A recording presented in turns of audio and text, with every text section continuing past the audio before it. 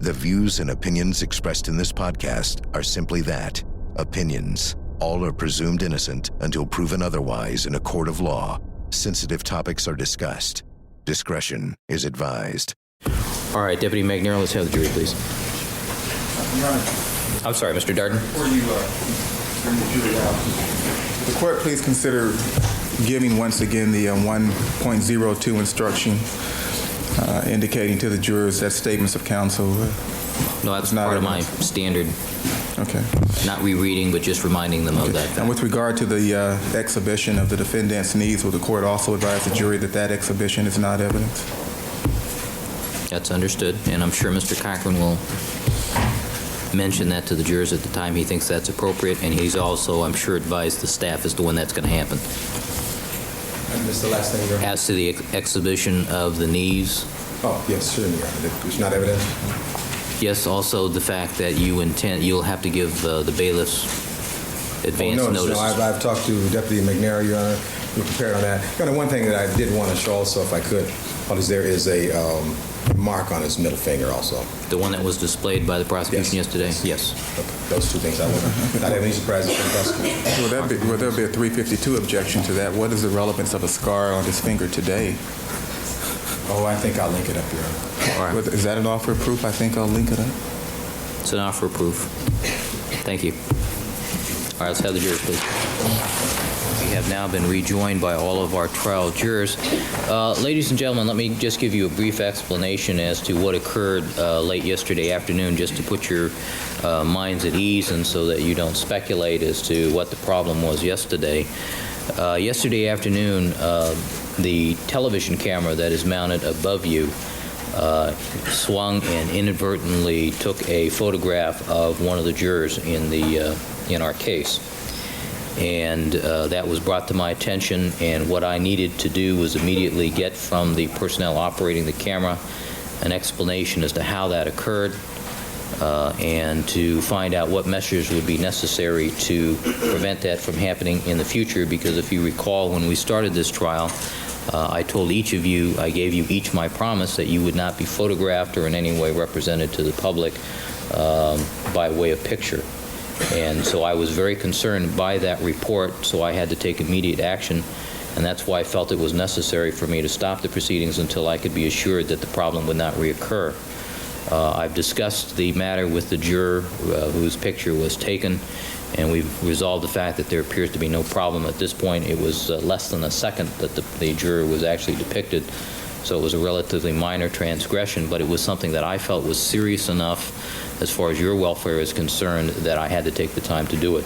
So I want you to understand that I was interested in your welfare at the time, and I'm sure you understand the need. Unfortunately, it also stopped Mr. Cochran from immediately beginning his opening statement, and on behalf of the court and the court TV, I apologize to defense counsel for that delay.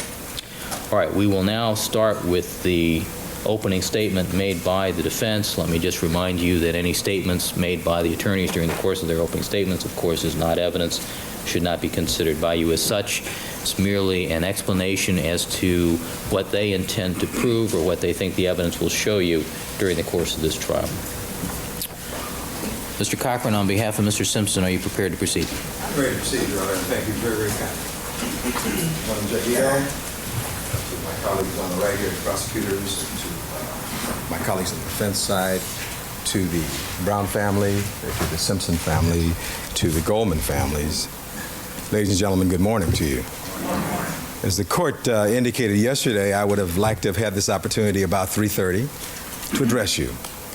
And it's my opportunity and it's my honor and privilege on behalf of the defense and our defense team, as it were, to stand before you now and address you what is called opening statement.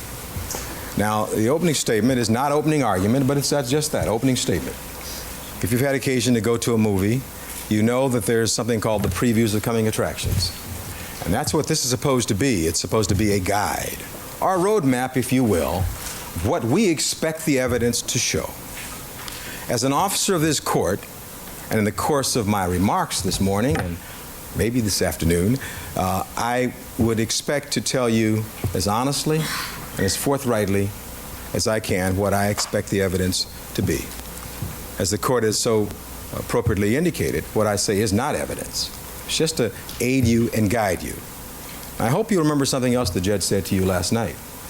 You heard the prosecutor's opening statement yesterday, that you were the same admonition applied to them.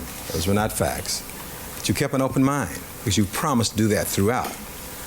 We started this process of trial back on September 26th, 1994.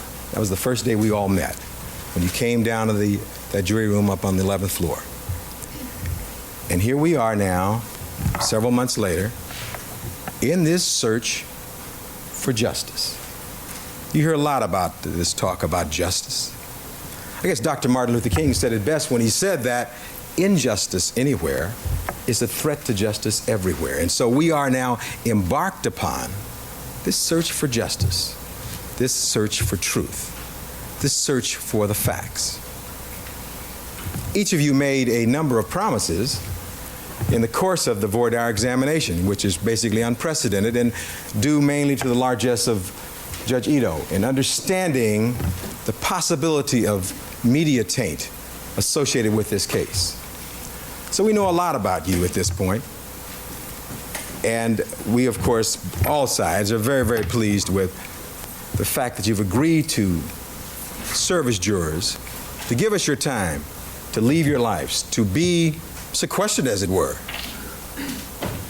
That's a remarkable sacrifice. Abraham Lincoln said it best when he said that the highest act of citizenship is jury service. And you're embarked upon that jury service. But it doesn't stop with just coming down and taking notes. It doesn't stop with the inconvenience of being away from your families. When it stops is when you, if you can, render a verdict in this case. And whether or not that verdict reflects the evidence in this case. A verdict rendered devoid of sympathy for or passion against Mr. Simpson or any side of this case. You made these promises, and both sides are mindful of those promises. And we know that you're going to keep those promises. Cicero said that he who violates his oath profanes the divinity of faith itself. And of course, we know that you will live up to your promises. And be fair, and keep an open mind, and decide this case not on speculation, not on conjecture, not on surmise, but based upon the facts.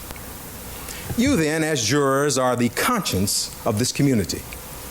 Your verdicts set the standards of what we should have and what should happen in this community. You have this rare opportunity, it seems to me, to be participants in this search for justice and for truth. And in the final analysis, hopefully by April of this year, I'm optimistic still, you'll be able to render perhaps the most important decision of your lives. And so we want to keep your minds open and fresh so that you can render that decision impartially to both sides, so that people all across the world can say, this system works. This was a fair trial. These were fair people. So thank you in advance again for your service, for the verdict that you're likely to render, and for all the things that you're doing here for us. Your Honor, the court knows me, and I know Mr. Cochran knows me. I have to interject at this point. This is argumentative. Were introductory remarks that were similar in nature to prosecution's opening remarks. I think Mr. Cochran has just concluded his opening remarks. And I trust so, Your Honor. That's exactly correct, Your Honor. And again, I hesitate to interrupt another lawyer's opening statement, but I simply wanted to make sure that this type of statement was ceasing. Thank you, Mr. Cochran. Thank you. Thank you, Mr. Eisman. I was just about to compliment the district attorney's office on their opening statement yesterday. Maybe I'll take that out now. I was about to say they did a thorough job as far as they went. But they're advocates. And all of us, as you will see today, have an obligation to tell you the whole truth of these facts. So in the course of my statement today, let me share with you some of the things they didn't tell you yesterday, and we'll have to wonder why they didn't do that. This The evidence in this case, we believe, will show that O.J. Simpson is an innocent man wrongfully accused. Mr. Darden said yesterday that in Richmond, California, and someplace in Georgia, people were asking questions. Well, I'd like to think that in my hometown of Shreveport, Louisiana, my mother-in-law is in New Orleans, Louisiana, and other places throughout this country, today they're asking, why did Mr. Darden spend all that time on domestic violence? This is a murder case. Why did he do that? And then when he gave you this answer, he was going to answer the question for all of America. It's a little presumptuous, don't you think? Because the answer of O.J. Simpson's guilt or innocence will only be determined by you if you're able to do it. None of us were out there on June 12, 1994. We can only deal with the witnesses as they were. And it seems to me that this case, the prosecution's case, based on what we heard in the evidence, will show this case is about a rush to judgment, an obsession to win at any cost and by any means necessary.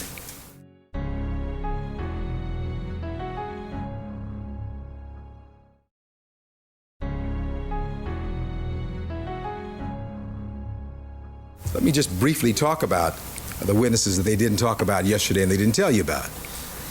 There's a lady who lives next door and works next door to Mr. Simpson's home on Rockingham.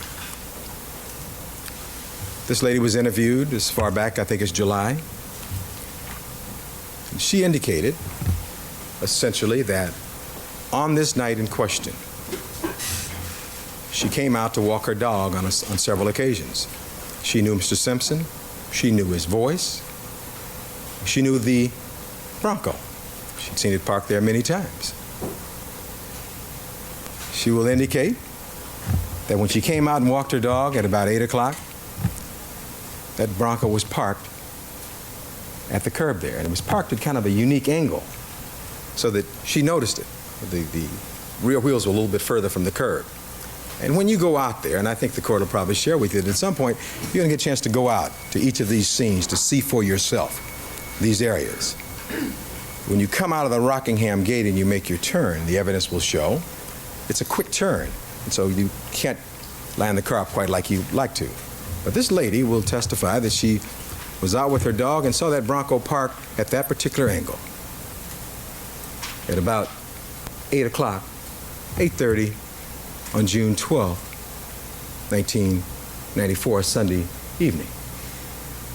She will indicate to you that she heard Mr. Simpson's voice at or about the time he and Mr. Cato Kalin went to McDonald's to get the hamburger.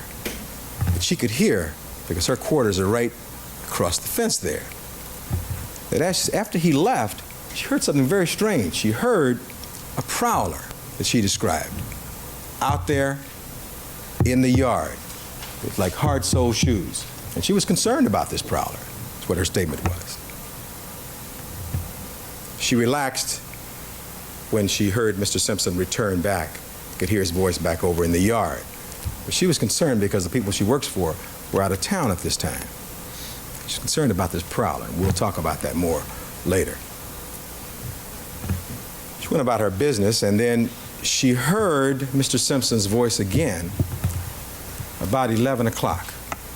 She could hear his voice at that time as though he was leaving. We know that's correct because he was leaving to go on a trip to Chicago, a pre-planned trip. And then she didn't hear his voice anymore. But one of the important things that she tells us is that after Mr. Simpson had left, after 11 o'clock, she heard men's voices over on the Simpson property between 12 o'clock up till about 2:30 or 3 o'clock in the morning.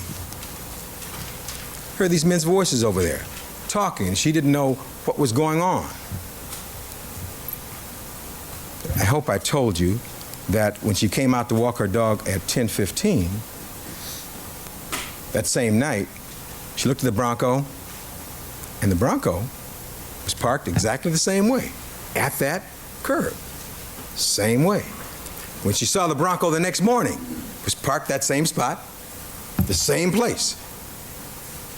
And one of the most unique things about this lady is the fact that The morning of June 14th, that Monday morning, a police officer came over to her residence to ask her what she'd heard and to put her on alert that if she found any weapons or if the gardeners found any weapons, to let them know. And she can identify that officer as Detective Mark Furman.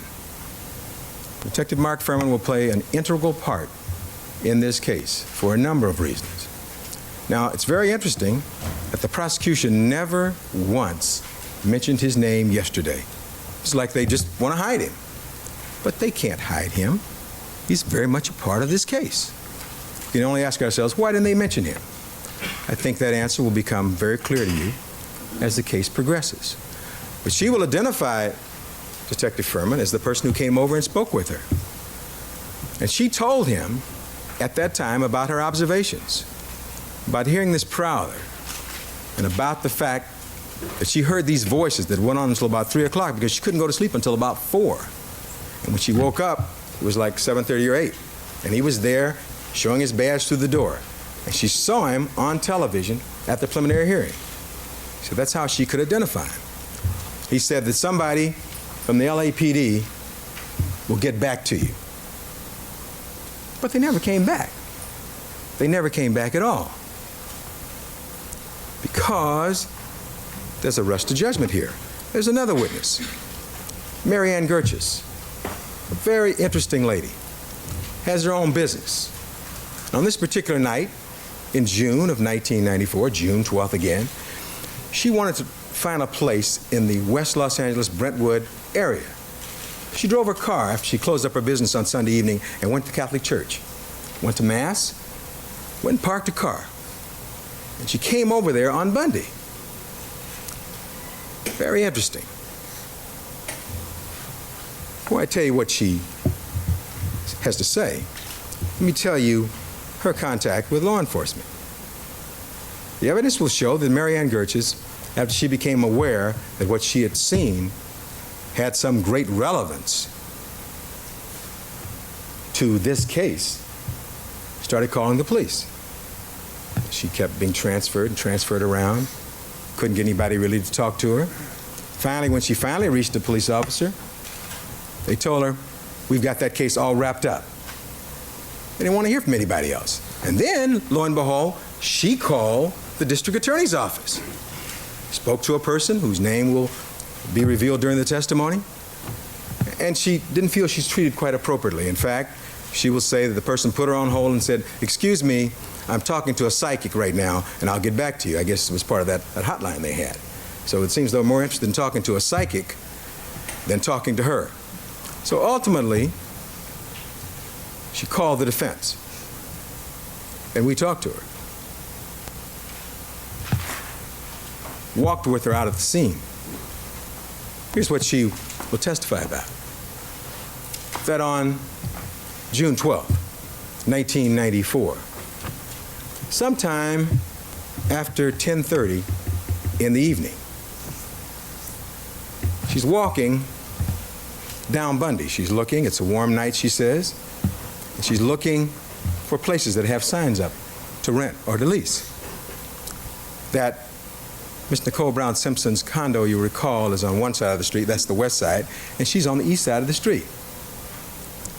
And at about 10:45 p.m., she sees 4 men who come within 10 feet of her, 2 of which, gentlemen, appear to be Hispanic. I think the other are Caucasian. Several of which I believe have knit caps on their heads. The 2 who are behind apparently have something in their hands they're carrying. She thinks they may be undercover police. She doesn't know. They get into an unmarked car and they speed away, and she sees them. And that's what this lady was trying to tell the police, trying to tell the district attorney, trying to tell anybody who would listen. But they didn't want to listen because they made their decision in this rush to judgment. There are other witnesses that I won't bother you with right now because we'll talk about them later on in the course of the opening statement that bear upon that evening. But I will share just 2 of you because it sets the stage for many of the remarks that Ms. Clark made yesterday. You'll recall that in her opening statement, quite well done, Ms. Clark kept telling you that she had to fix the time of death in this case at about, what'd she say, about 10:15? She had to make it 10:15, and she made it based upon a dog's wail. Now, this is the first case you'll ever hear where the prosecution's theory is that you've got to determine the cause of the time of death by a dog's wail. And this is the most scientific of all cases. But there's a reason why she wants that, because she wants to give enough time for her theory about O.J. Simpson to work. But we will produce for you, and hopefully all these witnesses will be available. As you're well aware, these witnesses are afraid. This could be because of all the media attention, but we're going to try to get them. And what I say to you is what these witnesses have said to us at this point. There's two people who have been to Mezzaluna restaurant, the same restaurant. Mr. Dan Mandel and Miss Ellen Aronson. They've been on a blind date. It's like their first date. And they're walking home. And they walk home and they come right down Bundy also. It's very interesting. As they walk down Bundy, they walk on the west side of the street, right past 875, Miss Nicole Brown Simpson's residence. And they walk past there, and it's interesting because as you saw from those pictures, and we all apologize you have to look at those pictures, and certainly to the family, and we want to be as careful as we can with those pictures. But if you saw those pictures, you could see with the gate open, and you walk right past, the sidewalk comes right down, and the bodies were very visible with the gate open. They didn't see any gate open or any bodies or anything. And it was like 10:25 at that point. So what does that do to their theory about 10:15 and the dog's will? Now, who are we going to, well, I won't be argumentative. At any rate, there'll be evidence that at 10:25, that people who walk past, who have no axe to grind, have nothing to do with this case, who they know about and we know about, don't see any crime having been committed. There are other witnesses who are going to testify they don't hear any dog barking at 10:15 or no plaintiff wail, whatever that means.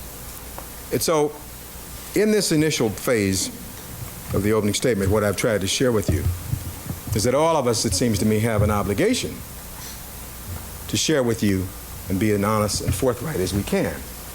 In that connection, you'll recall that Ms. Clark yesterday talked on a number of occasions about the limousine driver and what he saw. You recall she said to you that the limousine driver, when he came and left to take Mr. Simpson to the airport, she told you that he did not see the Bronco parked there. That's not exactly what he said in his testimony at the preliminary hearing in the grand jury. And I'd like to read that to you if I might. He says this question: did you make an effort to look and see if there were any cars there? Answer: I looked to the right to see if there were any cars coming down the street. Well, I'm asking you if you looked. Objection, Your Honor. Objection, Your Honor. This is taken from a different portion of the preliminary hearing. Overruled. May I proceed, Your Honor?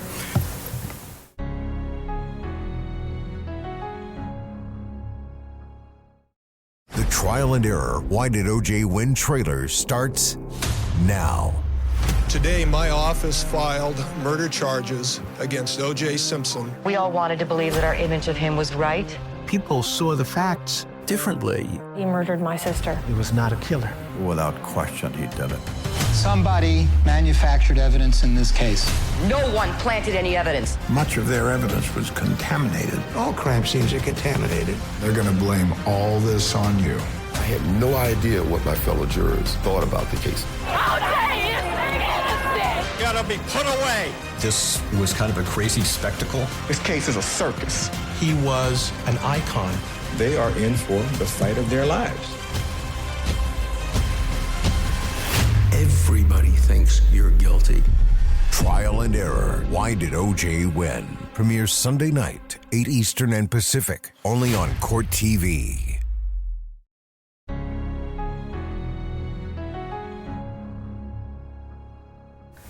Thank you. Did you make an effort to look and see if there were any cars there? Answer: I looked to the right to see if there were any cars coming down the street. Well, I'm asking you, if you looked, made an effort to see if there was a car parked. Answer, no. There might have been a car there and you didn't see it? Correct. Now that's under oath before the grand jury. Now let's look at the preliminary hearing. What he says there, at a second time this man testified.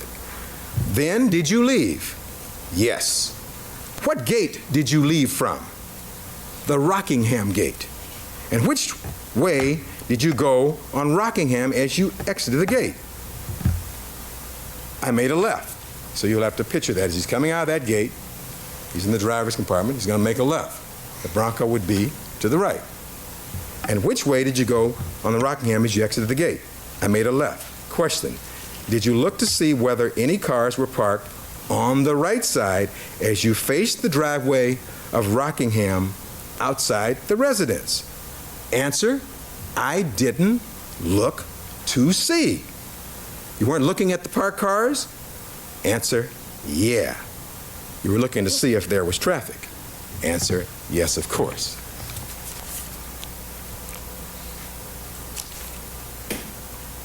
So,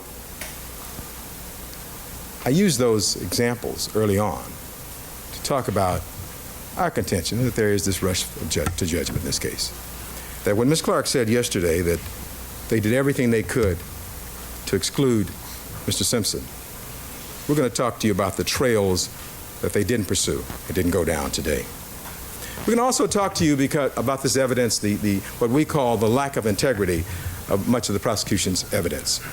You saw yesterday some pictures of this crime scene, and the crime scene was certainly bloody. We all acknowledge that. But I think you'll find the evidence will show that the LAPD, in its infinite wisdom in this case, assigned a trainee named Mazzola, who was the officer in charge of collecting this evidence. This was her third crime scene. And contrary to what you heard yesterday from Ms. Clark, our experts, and we have a number of experts that will be called to testify. In fact, one of our experts is named Dr. Carey Mullis. Let me tell you who Dr. Carey Mullis is. Dr. Carey Mullis is a DNA expert.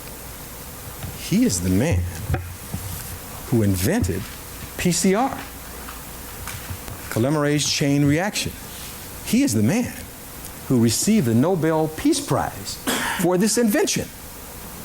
And he will come in here and tell you about this evidence, how sensitive it is, and how these police departments are not trained in the collection and use of it. That this is, by all accounts, 21st century cyberspace technology that is being used by these police departments with covered wagon technology. And so when Ms. Clark tells you yesterday that it's possible to, it's like cooking or doing something like that, she said she wasn't an expert, and I agree now on that, at least. She's an expert lawyer, but not in this area. The experts will say that's just not true. And so the collection of the evidence becomes very, very, very important in this case. And so, you know, when they were trying to hide Furman yesterday, there were a couple of pictures yesterday of an officer leaning down, pointing at the glove and the cap and everything. And you notice that as they talked about it, that was Officer Furman. Never bothered to mention his name, never bothered that. And so we have then this concept of the prosecution's theories. You heard Mr. Darden stand up and tell you his theory of how this happened. And a theory is only good until the facts come along and makes clear to you what actually took place. And so we think that if you keep an open mind, you'll be able to deal with these theories and then apply the facts, which is your job as the sole and exclusive judges of the evidence in this case. Now, Mr. Darden, when he addressed you yesterday, spent a long period of time talking about Mr. O.J. Simpson's marriage to Miss Nicole Brown Simpson. And he spent a lot of time, and he told you a number of things. He told you how, for instance, that this was like a terrible marriage and that all kind of bad things happened, and these people were together 17 years and was just terrible all 17 years. I think you'll find that's not exactly true. He told you how Mr. Simpson was in, how did he describe it? An ugly mood on June 12th, 1994. He told you also that Mr. Simpson came there with some flowers. Well, we'll forgive him for that. Mr. Simpson didn't come with flowers. He was there. The testimony will be he was there, he left and went, got the flowers, and then came back. But let me try to show you graphically Mr. Simpson with his daughter. And Your Honor, I'm now referring to a photograph, and I need to check with my colleagues, and I believe this will be Defendants 1, if the court would allow, or A, whichever court would. Defense 1. Defense 1, thank you, Your Honor. This is a photograph of Mr. O.J. Simpson and his sweet little daughter, Sydney Brooke Simpson, shortly after this concert at Paul Revere High School. This picture was taken, and I think you'll even see the date. You see 6/12/94. This picture was taken by a Dr. Ron Fishman, who was at that particular recital. They were all friends. He will tell you that since Mr. Darden wasn't there, he's got his facts all wrong. O.J. Simpson, according to the testimony, was not in any ugly mood. He talked to Ron Fishman. He was there to see his child. And you'll hear that he came back to Southern California from New York City, where he was on business. He was out of town almost all that week, specifically to try and come to this recital.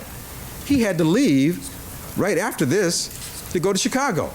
He was already back east in New York, and we will produce a friend who told him, why don't you just stay back here?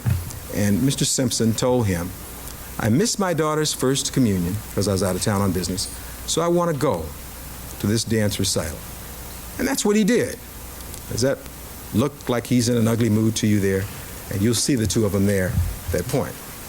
Wherever we can, we're going to bring to you the facts versus their speculations and theories about this man. They don't know this man. The evidence, you will know him by the conclusion of this case. And so, Mr. Darden kind of apologizes at the end and says, this isn't character assassination. You know, when somebody says that, who said it was character assassination? Because he knew that's exactly what it was. So at the very end, when he said it wasn't character assassination, that's exactly what he had done for an hour to O.J. Simpson. He's not charged with any domestic violence. This is a murder case. And in their pursuit to win, they're trying to dredge up some theory to give you a motive, because they don't have a motive for this and these particular crimes. And who's to say that those 4 men we saw running from the area of 875 hadn't followed Mr. Ron Goldman there, as opposed to looking for Mr. Cole Brown Simpson? Excuse me, counsel.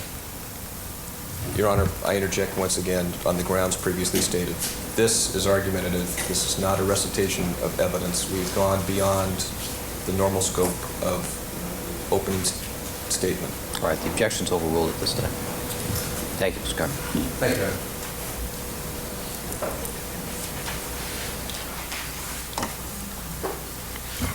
Got a little sidetracked there. Let me see. I think I was indicating to you, who's to say, based upon the facts in this case and the evidence, that those 4 men that Marianne Gertjes will testify about hadn't followed Mr. Ron Goldman to that location. Another thing that happened yesterday that is not true that they told you. Ms. Clark told you that Mr. Ron Goldman checked out of work. He was going to come over and do a favor for Ms. Nicole Brown Simpson to bring the glasses, and she described for you how he was dressed. I think she said with some white shirt and black pants or whatever, that he then came over to the residence. You saw those pictures, as terrible as they were. He was in some jeans and some kind of shoes that are far different. And the evidence will be he went home, dropped off a book, and changed clothes before he came to Nicole Brown Simpson.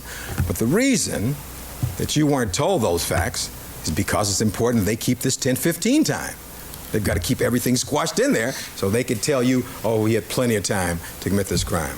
And when we conclude today, you're going to see there was no time to commit this crime. And so, to wrap up this part about the so-called character assassination or whatever, what I'd like you to do, as with all of the evidence in this case, is to keep an open mind till you've heard both sides. They may try to bring out incidents about this marriage, and these people did divorce in 1992. And unfortunately in our society, there are far too many divorces. People don't always get along. And we sometimes get divorced. Some of you probably gotten divorced. And it's unfortunate when that happens. But I'd like you to keep an open mind. But I think perhaps the most important thing about this whole area is this as a response to Mr. Darden. There is an expert in the United States whose name is Dr. Lenore Walker. She's, by all accounts, the #1 expert in America on the field of domestic violence. She's been called by some the mother of the battered woman syndrome. Now, they didn't talk about this yesterday, but Lenore Walker will be a witness for the defense. And I want to talk to you about her and her testimony because I think it'll be relevant as we talk about Mr. Darden and what he has to say on this area. We know that Mr. Darden is not an expert in this area, and he's a lawyer conveying the facts as he understood them. But he wasn't there. Dr. Lenore Walker, this #1 expert in America, perhaps in the world, in this concept, has seen and interviewed and tested Mr. Simpson. She hasn't concluded all the testing yet, but she will testify to you about the results of those tests when she's completed. But she has and does have some feelings about this case and about Mr. Darden's remarks. In fact, as an expert, she's permitted to watch Mr. Darden, and she watched him yesterday. And she was kind enough to share with me last night what her thoughts were about this theory. Maybe approach. I'm going to tell what the evidence is going to be. All right, Mr. He's going to offer to the jury Ms. Walker's feelings about my specific comments yesterday. My opening statement was not evidence, Your Honor. Ms. Walker ought to confine her opinions to the evidence in the case. And this is argumentative, and it's been argumentative. Objections overruled. Thank you. Dr. Walker, along with a number of us in the courtroom when Mr. Darden was speaking yesterday, felt that it's offensive to women to say that they never had a job. This is argument. All right, very well. You're right, Your Honor, and let me rephrase that. She was going to testify as to her analysis of Mr. Simpson or what her testimony is going to be. That's one thing. Commentary upon Mr. Darden is something else. You're right. You're absolutely right about that. Let me see if I can restate that in a positive way, Your Honor. With regard to Mr. Darden's statements yesterday, you recall when Mr. Darden said that Nicole Brown Simpson never held a job, and he wanted to paint this picture for her for being, totally under control and being controlled by O.J. Simpson and under his thumb and that sort of thing. Well, I think that some of us would feel that somebody who raises 2 children, who's an excellent mother, that's a pretty major job, being a homemaker. And we'll talk about whether or not Nicole Simpson was a Barbie doll that one could just make in their own mode. Because even in Darden's statement, he said this was a strong, tough lady. And I think you'll find that's what the evidence is going to be. But with regard to this whole aspect of battering, in this case, let me say up front that Mr. Simpson is not proud at all of the fact that he and his wife got into an altercation and she was struck on January 1st, 1989. He's not proud of that. In fact, in the course of this evidence, you're going to see perhaps 3 letters that he wrote apologizing to his wife. But what Mr. Darden and what the evidence hasn't shown you so far was that from 1989, January 1st, 1989, they made a big thing out of that. From that day forward to the present date, there's no evidence that O.J. Simpson ever struck his wife again. Now, you should never strike your wife. But even when he made a mistake on January 1st, 89, he paid his debt for that. He went to court and he pled nolo contendere. He pled no contest for that. He was sentenced to community service and he paid his debt. Now they want to retry that, I suppose. They don't tell you that There was not any touching after that. In fact, O.J. Simpson did something else. After that incident, he was so contrite that he had a prenuptial agreement with Nicole Brown Simpson. So if they got a divorce, what her share would be. And he went and he had his lawyer put in writing, which was later signed by her, that if I ever strike you again, the prenuptial agreement is voidable. And until the date of her death, that agreement was never made void or voidable. Now those are the facts. And so when Dr. Walker comes and testifies to you, she will talk about the fact that life-threatening violence usually precedes a homicide incident. And she does not find that in this case. She will, I believe, testify that according to the National Institute of Justice, approximately 2.5 million women are battered in this country every year. An intolerable situation. Statistics indicate, however, that between 1,200 and 4,000 of those women are killed. That's 1,200 to 4,000 of the 2.5 million battered. Dr. Walker will testify that it is impossible to use these statistics to prove that anybody who allegedly batters becomes a murderer. You might liken it to an example of smoking. Somebody may get lung cancer. The fact they get lung cancer may mean they smoke and may not. But if you smoke, I can't automatically predict you're going to get lung cancer. And so that this is not a predictable science, according to the lady who's the mother of this particular area. That although domestic violence is a very, very serious problem in this country, the level of violence in this case and the pattern is atypical. Atypical means untypical of those relationships where a lethal incident often occurs. For instance, stalkers don't go all across the United States working, doing commercials, shooting movies, having a new girlfriend, going out with their life, doing all the things you're going to find this evidence is about. They don't have a new girlfriend by the name of Paula Barberi, who you've been very serious about from April of 1992 till April of 1993 until Nicole Brown Simpson asked to reconcile and get back together. She did it in this way. She sent to Mr. Simpson, among other things, a video of their marriage, a video of the birth of their children, accompanied by a long letter spelling out how much she wanted to get back with this family.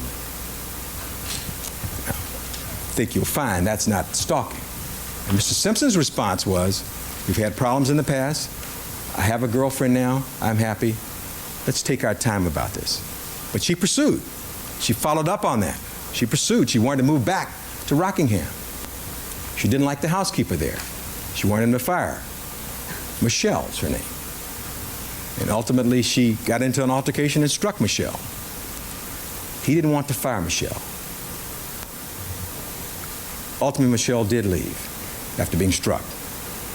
It was her who pursued this in May of 1993 to May of 1994. Now, when Darden talked to you yesterday, he didn't mention that. And we will conclusively prove that to you so that when Dr. Walker talks to you about stalkers demonstrate obsessive behavior that concentrates on controlling the woman at all times and is inconsistent with making a new life, beginning a new relationship with a woman such as Paula Barberi, traveling away from home on business assignments. All of those things go against any idea of stalking that they would have you believe in this case. Dr. Walker will also tell you that there is a major, major, major difference between a wealthy person who gives gifts, someone who uses material possessions to gain power and control. And so the prosecution would have you believe that if Mr. Simpson gives Nicole Brown Simpson a gift, it's going to be bought and paid for. Nothing could be further from the truth. Let me give you an example of the testimony that will come out in this case. Before Mr. Simpson ever got married to his wife, he bought her a condominium in San Francisco and paid $500,000 for it and gave it to her free and clear in her name so she could have money up to $3,000 a month. He never, ever saw any of that money, wanted any of that money. There were no strings attached. This is before they got married. And later on in this discussion, I'm going to talk to you about what I call his circle of benevolence.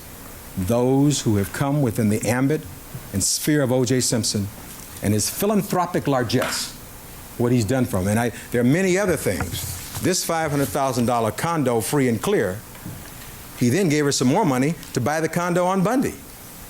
These are all her own separate things while they're still separated. He asked for no control. She had her own bank accounts.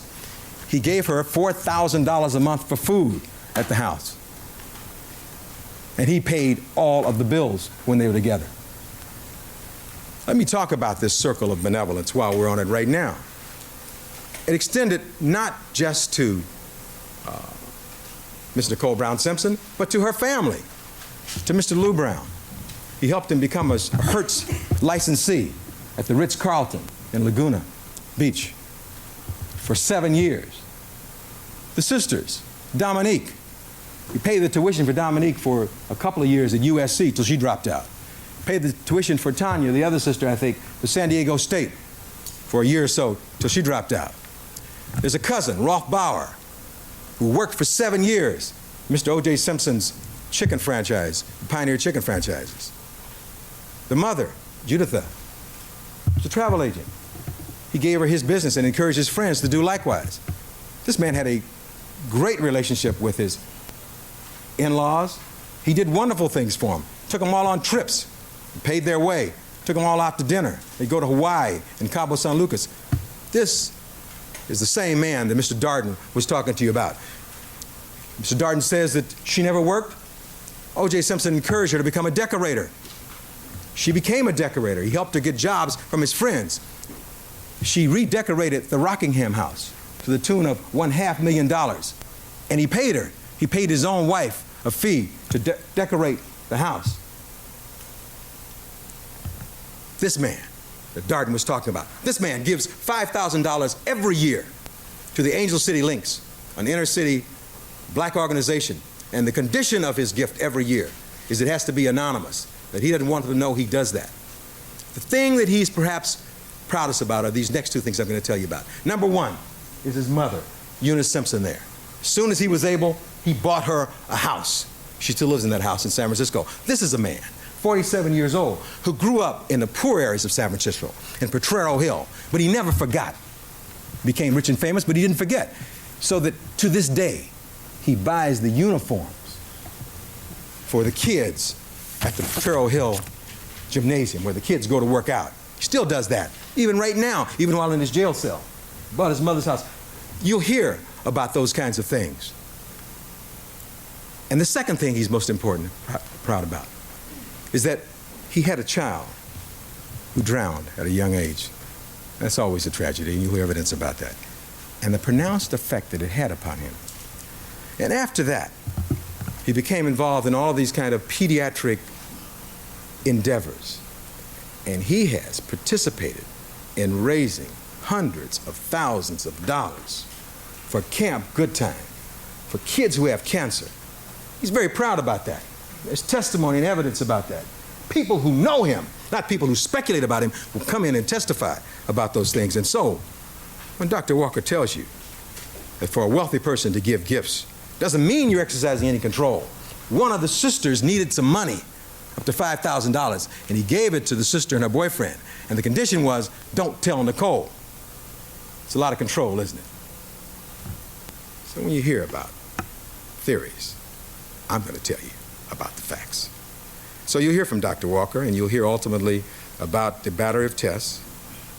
And I think you'll find that she will say that in looking at O.J. Simpson and interviewing him and looking at him at this point, she finds no evidence of antisocial personality disorder. I think you'll find that becomes very important in this case. And understand that this is no Janie come lately.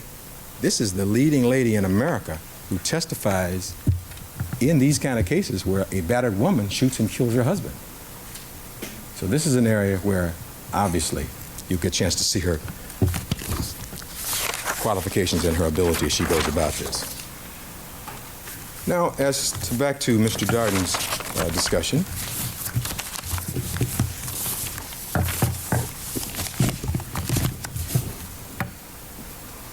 It tells you a number of things that I'd like to address, at least some of them, with you now. We've already covered the so-called ugly mood by showing you the photograph. We've covered the aspect of the flowers, because Mr. Simpson did get flowers, but he went out and got those flowers. We'll cover the aspect, let me talk to you about Mr. Simpson at that particular recital. I've told you how he came back to California specifically to go to that recital. That he'd come in to Paul Revere at about 5 o'clock and saw his ex-wife. He had to get his ticket and take his ticket back to the person at the door. That his daughter was 30-something on the program. You've been to those programs where your child is going to come up and she's like, there's probably 100 people there and your child is like 99th, and you have to be very interested until you get there. So this was like 30-something, and she was at the very end. But as all parents, you kind of sit there and you're really proud of the youngsters, and you do that. As the program was going, he remembered that he didn't have any flowers. So when he first got there and he was 2 seats away from his ex-wife, Miss Nicole Brown Simpson. Wasn't staring at anybody. Wasn't glaring at anybody. Wasn't jealous about anything. In fact, you'll hear the conversation he had with Ron Goldman, who was still in the group. There was a group of them who ran around together in Brentwood. And O.J. Simpson was commiserating with Ron Goldman about his problems he was having. Please forgive me. Ron Fishman, excuse me. I heard those sounds. I'm sorry about that. Thank you. Ron Fishman. He's the man who took this picture here. He was talking about his problems with Cora Fishman and the group that ran around together. The testimony will be that he was saying, I'm glad to be out of it. I'm back with Paula. And was he back with Paula? Yes, he's back with Paula. The night before this trial is over, we'll have another picture, but this picture will do for now. By the way, this is Mr. Douglas is going to help us because there are some graphics and things. Hope you'll bear with us.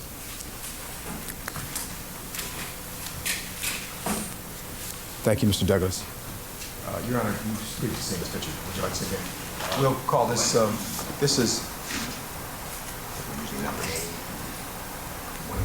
I thought we had agreed that it would be defense 1, 2, 3, 4. I think the clerk has not changed it. Right. But we're going to have so many, Mrs. Robertson. I thought we agreed on this. For now, we'll call it defense 2. And Mrs. Robertson will explain to me the error of my ways at lunchtime.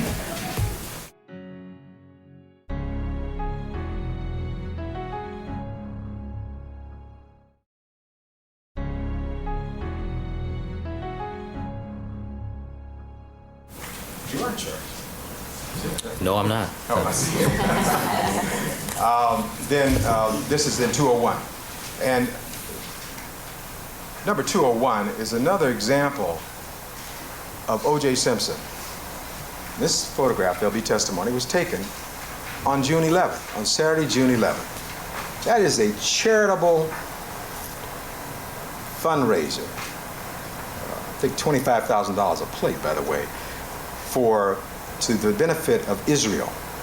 And that's O.J. Simpson there. Now, that night, on Saturday, June 11th, he went with his girlfriend, Paula Barberi, who had picked him up at the airport on Friday evening, June 10th, when he came back from working in the East from New York. They spent that time together, and they went out Saturday evening. And so this picture, again, is graphic evidence of O.J. Simpson and who he really is, it seems, to us. As I said, there is another picture of Paula Barberi with him there that we don't have yet, but that we will. Now, Mr. Darden talked a lot about Ms. Simpson being weak and that he exercised all this control over her and picked her friends. The evidence will show that Miss Nicole Brown Simpson was a very strong, independent woman, very attractive, and an excellent and wonderful mother. But the one thing they never fought over or never had any arguments about were those children. But they both mutually loved those beautiful children, and that was very, very important, it seems, to both of them. That she picked and chose her own friends. That O.J. Simpson or no one else could tell her who her friends were to be. She had whatever friends she wanted. She did whatever she wanted. He tells you about 2 incidents where he alleges there's stalking. Let me tell you the facts and the true facts about those incidents, backed up with witnesses. There's a man in Los Angeles named Joe Stellini who owns a restaurant on the west side out on Pico. He's a good friend of O.J. Simpson's. They went out to dinner one night. And while out to dinner, they became aware of Miss Nicole Brown Simpson and their party. This is the time when they were separated. And they had an agreement, generally, that if one or the other came in while they were there, the person who was there first would leave or whatever. There wouldn't be any problems. The incident regarding Joe Stellini had nothing to do with Miss Nicole Brown Simpson or her party. He was out to dinner. They might frequent the same kinds of places. You'll hear from Joe Stellini, and you'll see there was not anything about any stalking. The other incident was about Mezzaluna, I believe. It was an incident where they both were at this restaurant. Mr. Simpson's party had already been seated when he came in.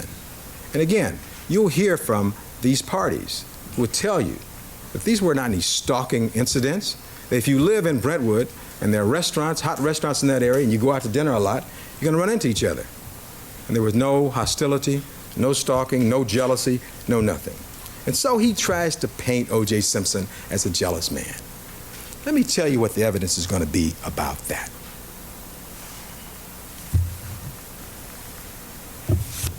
You heard about this incident of Keith Zlomowitz. I'm sure as a witness who's going to be called. Mr. Garden described it. Remember, he said yesterday, well, he didn't punch out Nicole and he didn't punch out Keith, or words to that effect. He certainly didn't. What happened was, Mr. Simpson, in one of these incidents, had seen his ex-wife out. They went out dancing afterwards. And he stopped by our house afterwards to try to talk to her. He would go by and woo her on occasion. And the evidence will be that when they first broke up, when he was advised in January of 1992 that she wanted a divorce. Between January and April of 1992, it was hard on him. Knowing somebody for 17 years, he didn't want to lose her. He likes family. He learned that from his mother, and he's got this close-knit family. And he likes that. He loved his children. He didn't want to lose his wife. But something happened in April of 1992. As soon as he became aware that she had a boyfriend, from that point on, his interest changed, and he went on. And when he saw what he saw with Keith and Mrs. Simpson, he then went on with his life with Paula. That's when it started, in April of 1992. And so what happened was he wasn't peering in any windows. He came to the front door to try to see his wife. And he looked in, and he saw his wife making love to a gentleman on that couch. Now, according to Chris Darden, wouldn't you expect that he would just blow up, become ballistic? He went home, the evidence will be. He came back the next day to talk to Mrs. Simpson about the fact that the kids were upstairs, and what he saw them doing, he didn't think would be appropriate. One of the kids came downstairs. And so when he came back on the next day of this incident, he saw Keith, I think, sitting astride Miss Nicole Brown Simpson, giving her a massage or something in her shoulders. O.J. Simpson talked to both of them, shook Keith's hand, went on his way, and said essentially, look, I don't think you should be doing this in front of the kids or whatever. They didn't tell you that Keith Zlomowitz moved in with Nicole that summer. But O.J. Simpson was back with Paula. Didn't bother him. He knew she was there, that Keith was there. Was he stalking? Was he jealous? Was that a rage? I think not. So Again, I want you to take these facts and look at them. But there's an even more painful incident, probably. It tells you that he's not jealous. He has a very close friend, somebody who's very near and dear to him. The evidence will show who had a relationship with Nicole Brown Simpson, because she told him so when they got back together, and this gentleman told him so. And it was hurtful. But he never said a harsh word to her or this gentleman. He didn't go ballistic. He didn't do any of those things. In fact, you know what he did? He let this gentleman get married at his Rockingham house after learning this gentleman had been intimate with his wife. That's what O.J. Simpson did on that occasion. Your Honor, may I put your name?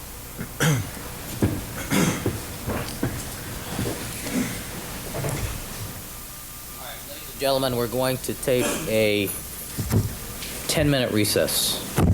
Love the tie. Love the suspenders. All right.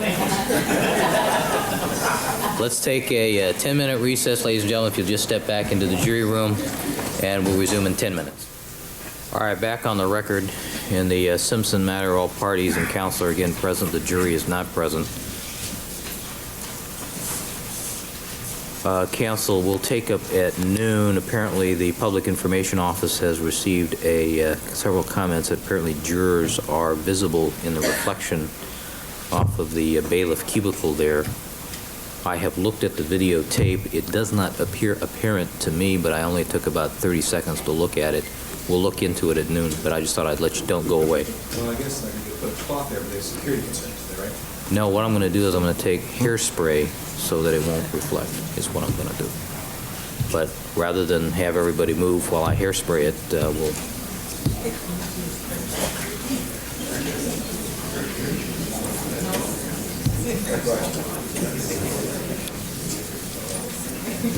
All right, Deputy Magnero, let's have the jurors, please. And Mr. Cochran, I'll allow you to, if you want to slop over a couple of minutes there, but close to 12, you know, conclude your thought. And Would you require Mr. Cochran to my guess is we're, if I had to guess, that was the introduction. I'm sorry, it'll be this afternoon. You're worried about witnesses? We're leaving at 3:30 today, Judge? Yeah. I'll make sure I finish before then. I will, if that's all right. I'll All right, here are the jurors. Thank you very much, Your Honor. Thank you very much. I wanted to try to pick up where we left off. To conclude those remarks about this friend, I think that speaks volumes about Mr. Simpson, his stability, his relationship with his ex-wife. I think the evidence will also show that in about May of 1992, Ms. Nicole Brown Simpson came over to the Rockingham house and said she'd found a boyfriend, somebody different than Keith, where the incident was April of 1992, and asked Mr. Simpson for some advice. He, of course, knew at that point that it was over and he was back with Paula and went on with his life, as I said, until such time as in 1993. She decided she wanted to get back together at that point. Now, to clear up, I want to always keep the faith with you about being as accurate as I can.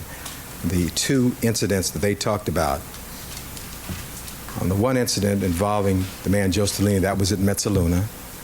The other incident was a restaurant called Tryst. In both incidents, there was no problem, no fight. In fact, in the Tryst incident, I believe it was, at the Mezzaluna incident, Mr. Simpson went home with his wife that night.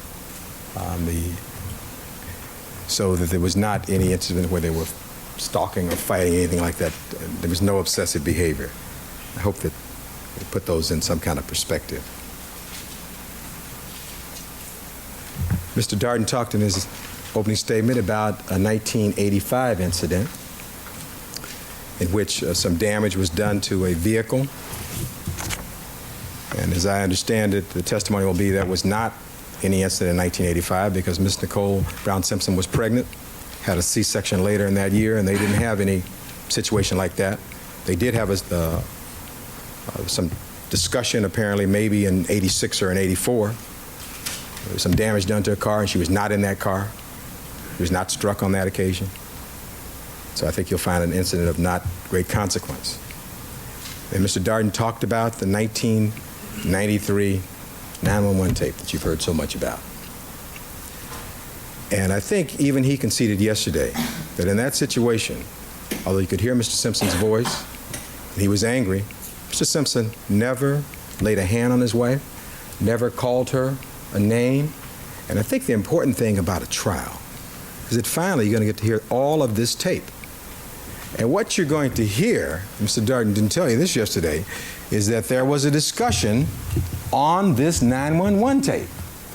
And he alluded to the fact that Mr. Simpson couldn't get out of his mind what he'd seen back on April 1992. Well, now, first of all, most of us might have a problem getting that picture out of our mind of seeing your wife making love to someone else. But at any rate, this wasn't the reason for the argument. What had happened was, and the facts will be, that when they started trying to get back together again in 93, they had an agreement that they would take the pictures of their boyfriends and girlfriends out of the, you put them away, basically, which seemed to be a reasonable request.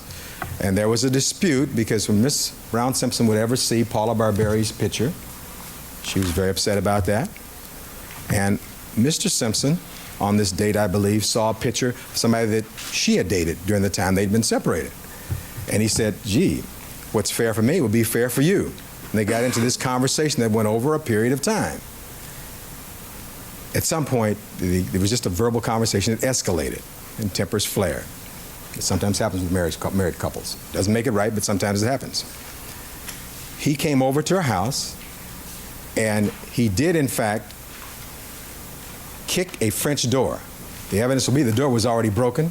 He fixed it, but he never at any time struck his wife during this period of time. And what he was saying, at some point, she says, OJ, be quiet, what about the kids?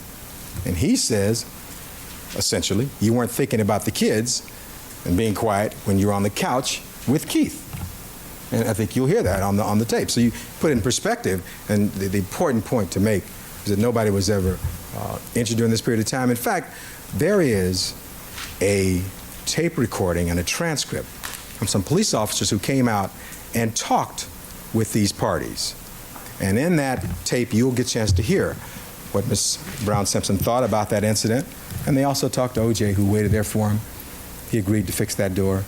And they went on with their lives. They went on and continued during that period of time to get along. This was the time they were back together.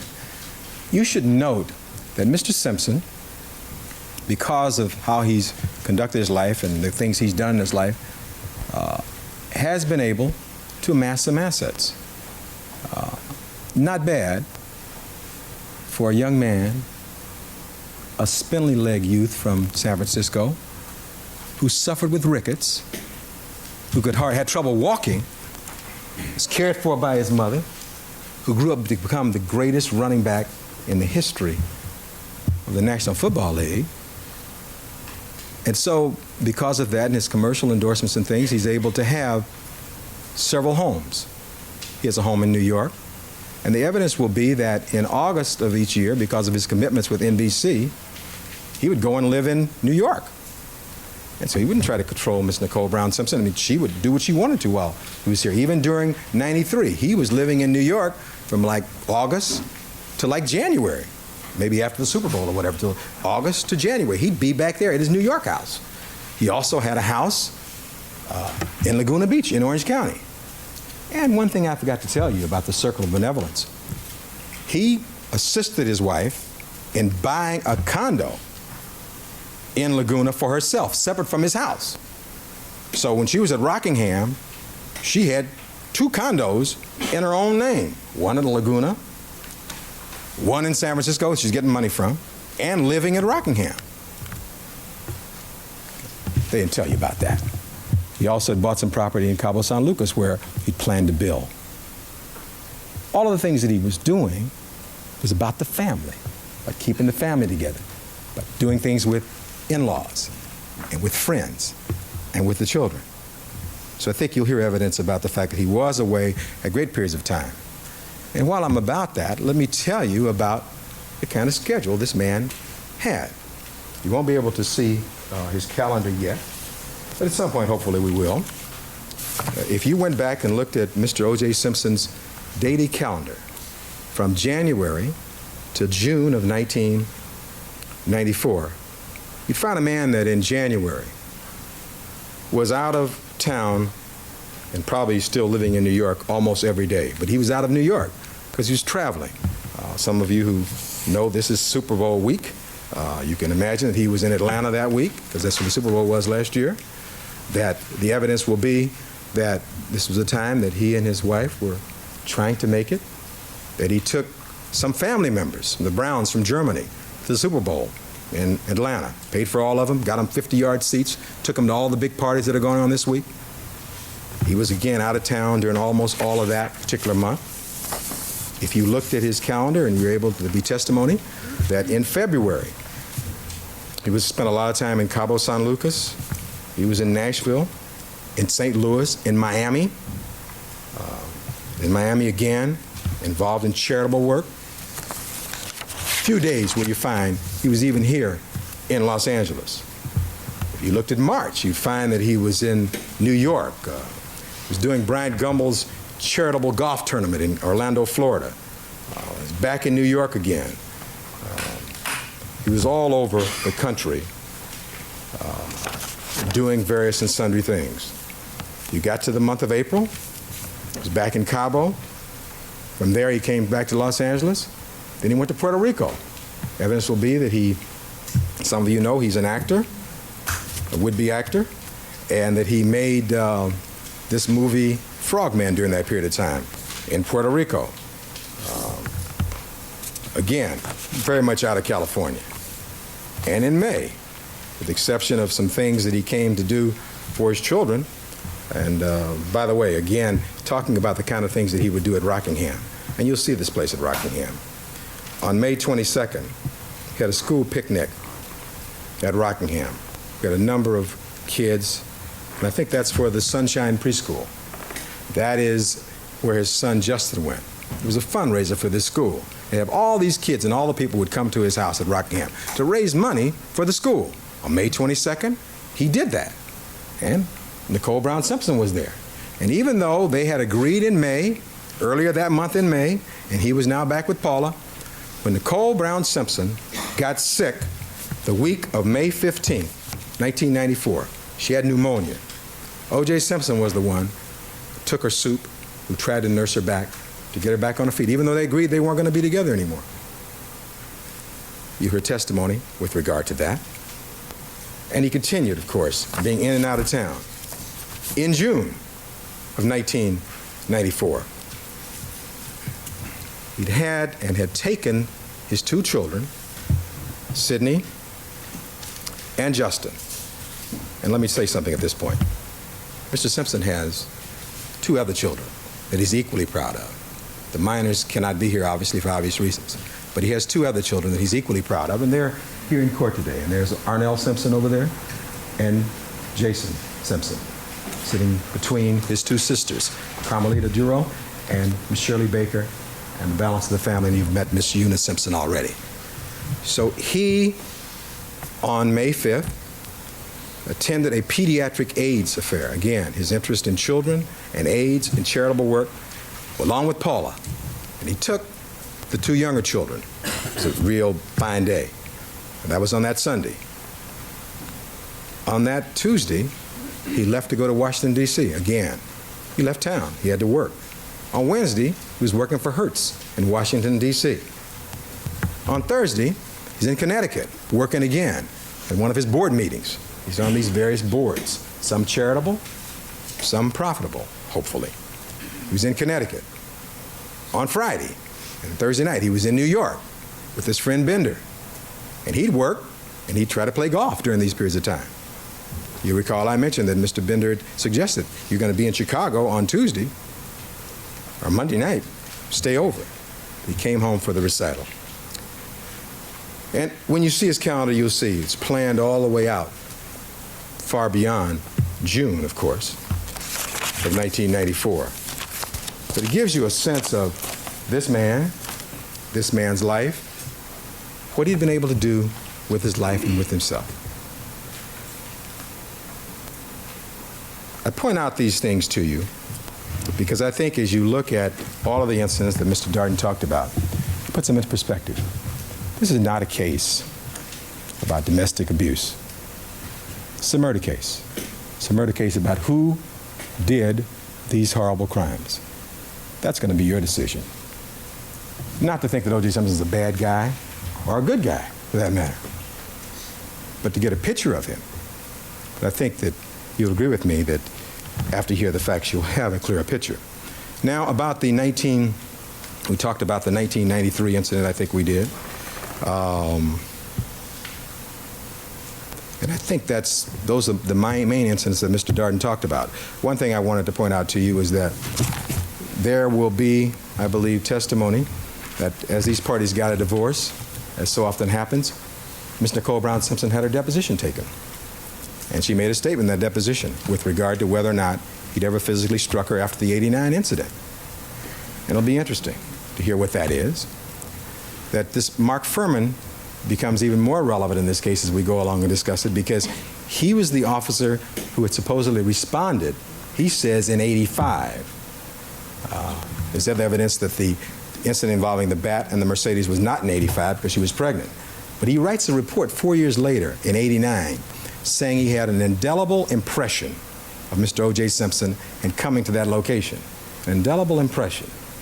So we'll have to pursue what that means in this report that he wrote about that incident some 4 years later and whether or not it was accurate. It was not done contemporaneously with the incident. Mr. Darden also said to us that this was not a tabloid prosecution. Well, that's interesting, isn't it? He used those words, didn't he? He said, first of all, this wasn't character assassination, which we now know it was. And he says it's not a tabloid prosecution. Well, I think the evidence will be that after this book that you've heard about from his so-called friend, Faye Resnick, came out, that's when the people started getting all these witnesses who wanted to come forward, talk about these incidents. So whether or not it's a tabloid prosecution is not for me to say, it's going to be for you to say. Let me say this about Faye Resnick. Counsel, I'm sorry to interrupt, Mr. Okay. Great. Your Honor, once again, my objection has been previously noted. I caution you, Mr. Carkin, about what you're just about to launch into, because that person's not on the witness list. And when you say, let me tell you about somebody, I'm concerned. You're right. And there's a possibility that... All right, I think we should hear these objections at the sidebar. Okay. However, I tell you, let's do it without the reporting. I think it is all. Please. I talked just briefly about this witness, Faye Resnick. And you may or may not hear from her. She's on our witness list. There's a possibility. We may call her for a number of reasons because... Object, Your Honor. There's only a possibility. Counsel, overruled. The reason why I think the evidence will show and will be relevant to you is that on or about June 3rd of 1994, Faye Resnick, who had had a long-time relationship with a Dr. Christian Reichart, whom we will definitely be calling, they'd been living together for a long time. And because of her drug usage, because of the fact she was freebasing cocaine, he put her out literally. They broke up. She was one of these parties who they ran in this circle out there in Brentwood. And when she was put out on June 3rd, which I think was a Friday, she then moved over and lived with Nicole Brown Simpson because they were friends. They would go out at night. These were all friends. The evidence will be these ladies would go out 2, 3, 4 nights a week and stay out till 5 o'clock in the morning. Nobody was controlling these women. There's a group of them, and you'll hear about it. They go out dancing, they do whatever they would do, and we know Faye Resnick was using drugs in this period of time.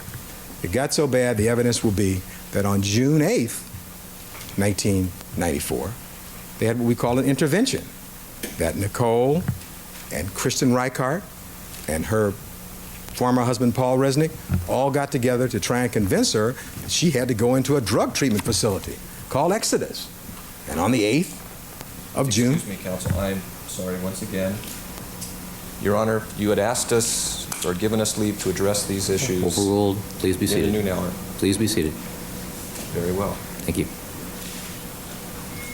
Goes into a drug treatment facility on June 8th, and she remains there, and she's there on June 12th. And I think you hear from the evidence that she is one of the people who calls Miss Nicole Brown Simpson on the night of June 12th, perhaps after 9 o'clock, that particular night, from this drug treatment facility.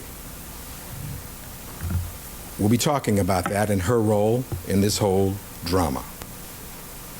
To conclude, then, what I've tried to do in this opening statement is to lay out for you the fact that in almost everything you hear in this case, there are two sides. That as jurors, I'm sure you're not going to rush to judgment. That this should not be a case about character assassination, and I hope you will keep an open mind until you hear all of the evidence as it relates to who Mr. Simpson is. Now, shifting our attention now to the discussion, the very able discussion of Ms. Marsha Clark yesterday. It seemed to me, as you summarized what she had to say to you, that her argument broke down, or, well, it was argument at the end, but her opening statement broke down into a discussion of timeline and so-called evidence trails. Let me first of all talk to you about the concept of the timeline. We've talked a little bit about that. And let me tell you what she didn't tell you about. And some of this we'll cover, so I won't be redundant. But there are witnesses like the lady who lived next door to Mr. Simpson. There's a Mr. Tom Lang that she knows about and didn't tell you about, who on this particular night, June 12th, 1994, was walking his dog on a street called Dorothy Street, right down the way from Mr. Cole Brown Simpson's condo at 875. That from his vantage point, just a short distance on the corner, he looked up and he saw a lady that he believes was Miss Nicole Brown Simpson, either embracing someone at a vehicle at the curb, and behind Miss Simpson, he saw a man that he described as a Hispanic or Caucasian, standing with his hands clenched, standing there looking as though he was angry. And he didn't know why this man was looking like this. And this is about 10 o'clock on June 12th. Whether he was angry because Mr. Lang didn't know whether he was angry because his dog was loose or what. But again, this is what I expect his testimony to be. This is at 10 o'clock. And he sees a lady that he believes is Nicole Brown Simpson at that point. I talked to you briefly before about Ellen Aronson and Dan Mandel, who she didn't talk to, but she's talked to him, but she didn't talk about them yesterday, as they walk past this place, right at about 10:25 or thereabouts. And there's another witness whose name is Robert Heidstra. And Robert Heidstra is in an alley one street over. But when you go out there, you'll be able to see how well you can hear late at night, especially on a Sunday night at this location. Mr. Heidstra, according to his statements, is walking in this alley. And now it's about 10:35 or 10:40. As he walks parallel to where the Bundy residence is, will be then looking west, he hears the sound of like arguing, and he hears someone or a voice say, "Hey, hey, hey," and he hears the sound of a fence closing, and he continues on walking his dog. Now this is at 10:40 or thereabouts, and you know then at 10:45, Mary Ann Gertrude sees these four men running from 875 down toward her direction, and she believes they're coming after her at that point. In her statement to you yesterday, Ms. Clark talked to you a lot about Allen Park And I read you some of his transcripts, some of his testimony that you didn't hear about. And I think there'll be considerably more with regard to Mr. Park and to Mr. Cato Kalin. An interesting man, and I think that it'll be interesting when you hear from Mr. Cato Kalin about Mr. Simpson and how he appeared that night. Just before we wrap up for lunch, I think the evidence will show you that in order to believe that O.J. Simpson committed these horrible murders, you'd have to believe that he came back from back east where he'd been working to come to his daughter's recital, attended that recital. You see his picture there. He was home getting ready for a trip to Chicago that had been long pre-planned, that he was hungry. And the evidence will be that he didn't have any dollar bills or $20 bills, that he asked to borrow some money from Cato Kalin. Cato Kalin gave him this money. He went and had a Big Mac. You'd have to believe that he was planning to kill his wife either before he got this Big Mac or then went and got the Big Mac, that Cato Kalin will describe. He was dressed in some kind of a sweat clothes and some tennis shoes. That if you follow the people's case, you'd have to believe that he then came home and said, gee, I think what I'll do is I'll go over and kill my wife now, and I think I'll take these tennis shoes off and put on some dress shoes, some hard-soled shoes, and change clothes, knowing he's going to be leaving shortly to go to the airport.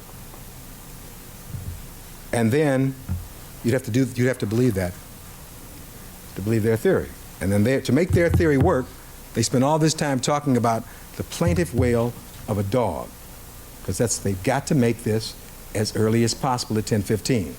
We know that that's not correct based upon the facts that you've heard. And to conclude, isn't it interesting that in all of the discussion yesterday by these two very excellent lawyers, they never once mentioned their coroner, Dr. Goldman. He's another mysterious mystery witness they don't want to talk about.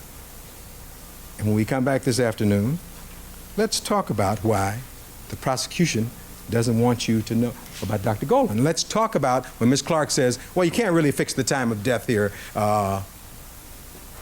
with any precision.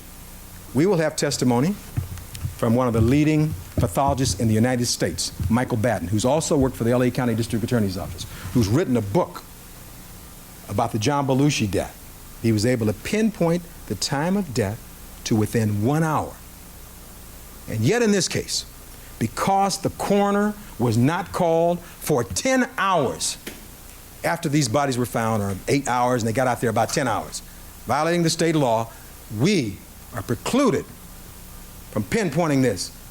And they have to tell you that it's about a dog's wail when a man's life is at stake. We'll pick up after lunch, Your Honor. Thank you, Mr. Cochran. All right, ladies and gentlemen, we will stand in recess for the jury until 1:30. Let me speak to counsel after the jury has departed. All right, let's clear the courtroom, please. I thought Mr. Cochran was hiding from me, and perhaps Willie should. Okay, no, I see you, Mr. Cochran. And, Your Honor, let me say this. I was about to say, you asked me to examine the record for instances of inappropriate remarks for an opening statement. I want to make the people's position absolutely clear this afternoon with regard to when objections are likely to be opposed, because I want to give Mr. Cochran fair notice. What we heard in large part this morning was not an opening statement, but could very well pass for argument, and if given an argument, would not be objectionable. But this morning, and as I stated to the court, I am reluctant in any case to interfere with opposing counsel's opening statement. It was with great restraint this morning that I did object to a number of clearly objectionable remarks made by Mr. Cochran. I will highlight those in just a few moments. However, Your Honor, what the people are seeking this afternoon is, first of all, an admonition to Mr. Cochran not to engage in argument in the guise of an opening statement. Secondly, with regard to various passages, which I will highlight and pinpoint for the court in just a moment.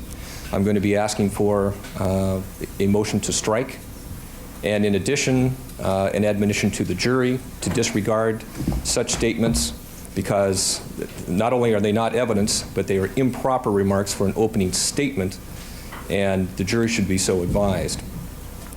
In addition, Your Honor, after I address the opening statement issue, I have an additional issue to raise with regard to discovery, because it appears we are about to revisit the events of Monday to some degree. I will begin, Your Honor, by stating generally many of Mr. Cochran's remarks were in the form of a rhetorical question. Many of his remarks were in the form of a personal attack on my colleagues, Ms. Clark and Mr. Darden. Such remarks are not fitting nor are they appropriate in an opening statement. Absolutely 100% not fitting, not appropriate. Let me give you just a few examples, and I have to cite to the reference that we were given off the disc that the court reporters were able to provide us. For instance, and I cite to what appears to be 0553 of this morning's transcript, where the defense argues that this case is about a rush to judgment and obsession to win at any cost by any means necessary. Your Honor, such a remark is fitting for argument, perhaps, not fitting for an opening statement. Clearly, that is outside the bounds. And again, Your Honor, Mr. Hodgman, how does that compare to Mr. Darden's argument that the issue is that you have to establish the relationship and that the person who is guilty of this crime is a wife beater, batterer, controller, blah, blah, blah? Sounds like the same argument to me. Look, does the court intend to make an equity call? I'm simply posing to the court things that I found to be objectionable. Mr. Hodgman, here's the problem. Each side has to present what their theory of the case is. That involves some type of short explanation as to what that argument is going to be, and here's the evidence that's going to back up our theory of the case. That's opening statement. And I understand that, Your Honor, and you stated a short. Yes. And I would submit to the court that based on what we heard this morning, that line got crossed very, very early on. Right. I will continue. Mr. Hodgman, let me do this. And please forgive me for interrupting you again, but we did discuss this also informally. My suggestion is that we do this. Because we have to break early for one of the jurors' medical appointments this afternoon, let you put these matters on the record when we conclude. Let me just caution at this time, Mr. Cochran, because I did mention to him that I felt that we were about to cross over the line into argument. You can tell him what the theory is. Mr. Hodgman, they are entitled to say that the prosecution has indicated this is their theory of the case and how they're going to proceed. And he's entitled to say this is what we're going to present to counter that. And he gets to explain how they get to do that. Now, I agree with you that evaluating it and saying that your case is trash for this reason or that reason, that gets into argument. I agree. Okay. All right. I will be more. My feeling was that the defense gave both Mr. Darden and Ms. Clark wide leeway in arguing and presenting their opening statements. All right. But what the defense didn't do yesterday, Your Honor, was engage in rhetorical attacks upon opposing counsel, such as, why didn't Mr. Darden tell you about this yesterday? Why didn't Ms. Clark state something else yesterday? I agree. I agree. Argumentative and... I agree. Okay. So what can be said is that the prosecution did not give you a complete picture. We're going to add this piece, and this piece for a clear picture. I think Mr. Cochran can phrase it that simply without referring to what the prosecution said. Okay. We have additional language, and I raise this now, Your Honor. I will detail these objections more clearly at the time suggested by the court. But time and time again, Mr. Cochran stated this morning, and you would have to believe, and you would have to believe, and then you would have to believe time and time again, which again, Your Honor, this goes to argument, not to opening statement. Opening statement is supposed to be a recitation of the evidence that they expect to produce. And what you have clearly is argument. This is entirely inappropriate language, Your Honor. Counsel, I've chosen to caution Mr. Cochran. I can tell by his response to me, he takes my caution seriously. Although I'm beginning to feel like the Rodney Dangerfield of judges these days. In fact, I'll have to call Barry Langberg later today. Mr. Cochran, you will take seriously my caution. All right. Okay. I just want to get the ball rolling today because we have a short court day. And, Your Honor, and I agree with you. And the only reason I raise this now is so that we can have appropriate opening statement this afternoon. Reference to hearsay, I lodged my objection this morning. I trust that the court and counsel understand the basis for that. I would point out as well that based upon the record produced thus far in this case, that reference to Mark Furman by name should not have been made. Based upon, no, I am referring to page 11479 of the record. It says, Monday, January 23rd, the court states, I am precluding the defense from making mention of Detective Furman during the course of their opening statement solely on the basis of the fact of the late turning over of other statements of Kathleen Bell today. And I thought that was pretty clear, Your Honor. What happened later in the record, there was a request for clarification. I indicated that they could not mention Detective Furman in the context of Kathleen Bell. They could mention his participation in the investigation, however, not in the and they could not, in opening statement, mention the Kathleen Bell aspect. There was a later clarification in the record. Very well, Your Honor. We'll stand by that clarification. Then the last point I'll raise, and I will raise this in greater detail this afternoon. I know the court wants to move along, and that is the discovery issue. I can point out two names in particular this morning that were mentioned in the defense opening statement. Marianne Gertjes and Joe Stellini. These are names which are on the defense witness list, but the way Mr. Cochran referred to these witnesses this morning, it was evident that these witnesses have been interviewed, that there have to be statements outstanding someplace. Now, we have gone through this over the past couple of days. The defense is supposed to disgorge witness statements to the people. And, Your Honor, I have in my notes that these are items as well that I was concerned about. So and let's I share the court's concern, Your Honor. I share the court's concern for this reason, because as we have stated throughout these proceedings, going back to late June and early July in municipal court and superior court. Please forgive me. I recognize it as a discovery issue. We'll take it up as soon as we get the jurors on their way at 3:30. Then we'll have a full hour that we can sit and talk about this. I am concerned, and I do recognize it as a discovery issue, and I'm going to make further inquiry. Very well, Your Honor. What I'm concerned about is the prospective aspect this afternoon when Mr. Cochran speaks. What else are we going to hear about? The people are being denied their right to a fair trial, Your Honor. That is what's occurring. This is surprise. The court sees the issue. The court sees and senses our concern. It is happening in opening statement, and the people have not received reciprocal discovery. I think that is evident to the court. The people are not getting their fair shot, Your Honor. All right. All right, let's have the jurors, please. Your Honor, may I send the witnesses home?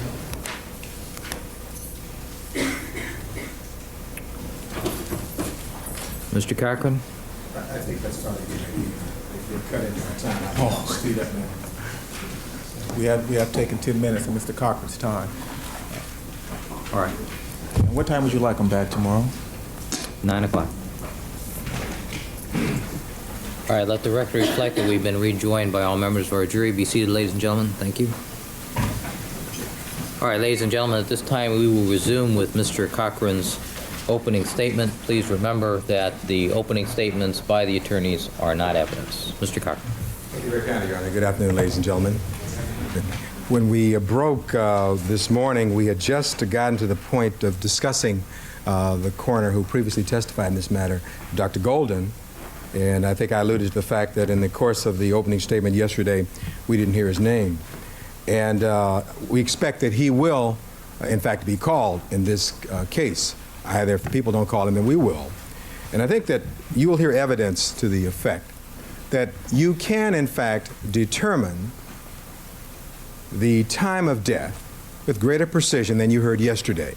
That if one is qualified, one can look at the state of rigor mortis the state of lividity of the body, state of the temperature of the body, and also the ambient temperature. Use things like the stomach contents. In this case, there was a major problem. Dr. Golden's testimony is that he would place the time of death between 9 and 12 o'clock. Now, between 9 and 12 o'clock, you now have heard enough of the evidence to understand that at 12 o'clock, Mr. Simpson was in the air, and at 9 o'clock, there'll be testimonies you've heard as to where he was at his house. So we have a problem with regard to trying to fix the time of death. And you heard the prosecution's theory yesterday about the time of death being about 10:15. You've heard from me this morning that the defense advances the theory that that's clearly wrong based upon the witnesses that you've heard. Now, with regard to Dr. Baden, who is our expert, and I should tell you a little bit about him. Dr. Michael Baden is a former forensic pathologist, the chief medical examiner for the city of New York. He resides in New York. As I said, he has worked for the LA County District Attorney's Office in the past. He's considered one of the foremost forensic pathologists in America. He came to, the evidence will be, he came to Los Angeles shortly after Mr. Simpson's return from Chicago, and in fact went to the LA County Coroner's Office that week, the week of June 13th. And it was after Dr. Michael Baden's conferences with Dr. Goldman and his superior, along with Dr. Baden's colleague, Dr. Barbara Wolf, that the coroner's office wrote a letter to Mr. Hodgman with an amendment to the coroner's report they'd filed. And I'd like at this time to turn our attention to the graphics. This is a letter that is directed to our colleague, Mr. William Hodgman. You'll see Mr. Hodgman there. And we'll proceed on. D88. D88. It'll become clearer. Your Honor, excuse me. May we? I have an objection to interpose. I wish to approach at sidebar, and I would like this image stricken from the screen for a moment.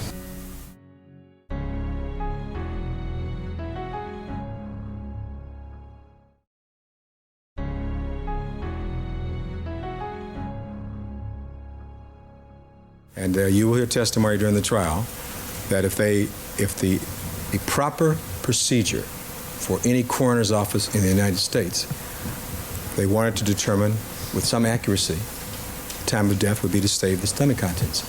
In this case, the coroner's office threw those stomach contents away. We will never have those.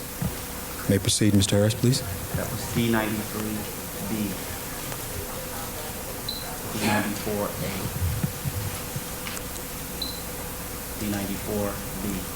This has to do with the mislabeling of a sample regarding Mr. Goldman. You may move on, Mr. Harris. D95A. D95B. It's another mislabeling or inadvertence. Move on, Mr. Harris, please. D96A. D96B. This has to do with a procedure which was violated by the coroner's office, which they acknowledged in this letter. After being separately dried, the panties and dress were wrapped together rather than separately. Mr. Harris, thank you. D97A. D97B. This has to do with the media, the ever-present media. We'll move on. D98A. D98B. It's an interesting one with regard to a recommendation that it would be desirable to perform a response team on complex cases by adding a pathologist, criminalist, and a coroner's photographer to the coroner's investigator and transport persons routinely assigned to respond. D99A. D99B. This one called to your attention also that the coroner's office response team was not allowed access to the decedents by LAPD until approximately 10 hours after the LAPD's arrival at the scene. That will become, we think, important in the evidence, and we will share with you a transcript of a conversation between one of the detectives in charge when the call was first made and asking them not to come out at that time. Our experts will testify that if one wanted to determine the time of death, the coroner's office needs to be called as soon as possible to respond to the team. Mr. Harris, sir? D100A, D100B. Mr. Harris, you may move on. D101A, D101B. Mr. Harris? D102A, D102B. Fluoroscopy would have been desirable. Apparently was not done in this case. D103A, D103B. Indication that photographic prints should have been made by the Sheriff's Department rather than LAPD, the coroner's office being an agency of the County of Los Angeles. D104A, D104B.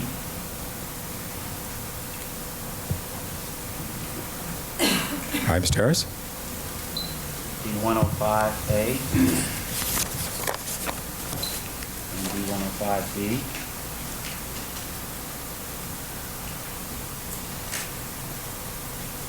Mr. Harris. D106A and D106B. Thank you, Your Honor. Thank you, Mr. Harris. We finished that one. Now, ladies and gentlemen, as I indicated to you, what you've just seen and what we expect to be the evidence is that those are basically amendments to the coroner's report brought about after this conversation and meeting between the LA County coroner who did the autopsy here, Dr. Goldman, his boss, Dr. Lakshmanan, and then our experts. Now, we expect that when Dr. Baden is called to testify in this case, he'll make a number of findings because he was there, was able to review all these records, and we expect the evidence to show, while we're talking about coroners, that he will testify that the injuries and bruises on Mr. Ronald Goldman's hands indicate that he had struck his assailant, and yet there was a fight, a major fight, prior to his death. That proper forensic procedures would preserve the stomach contents of the deceased, as I've indicated to you. That in this case, there was no rape or semen kit analysis performed, and we would expect that the expert would testify that a semen rape kit analysis is standard procedure for coroner's offices in the United States at this time in June of 1994.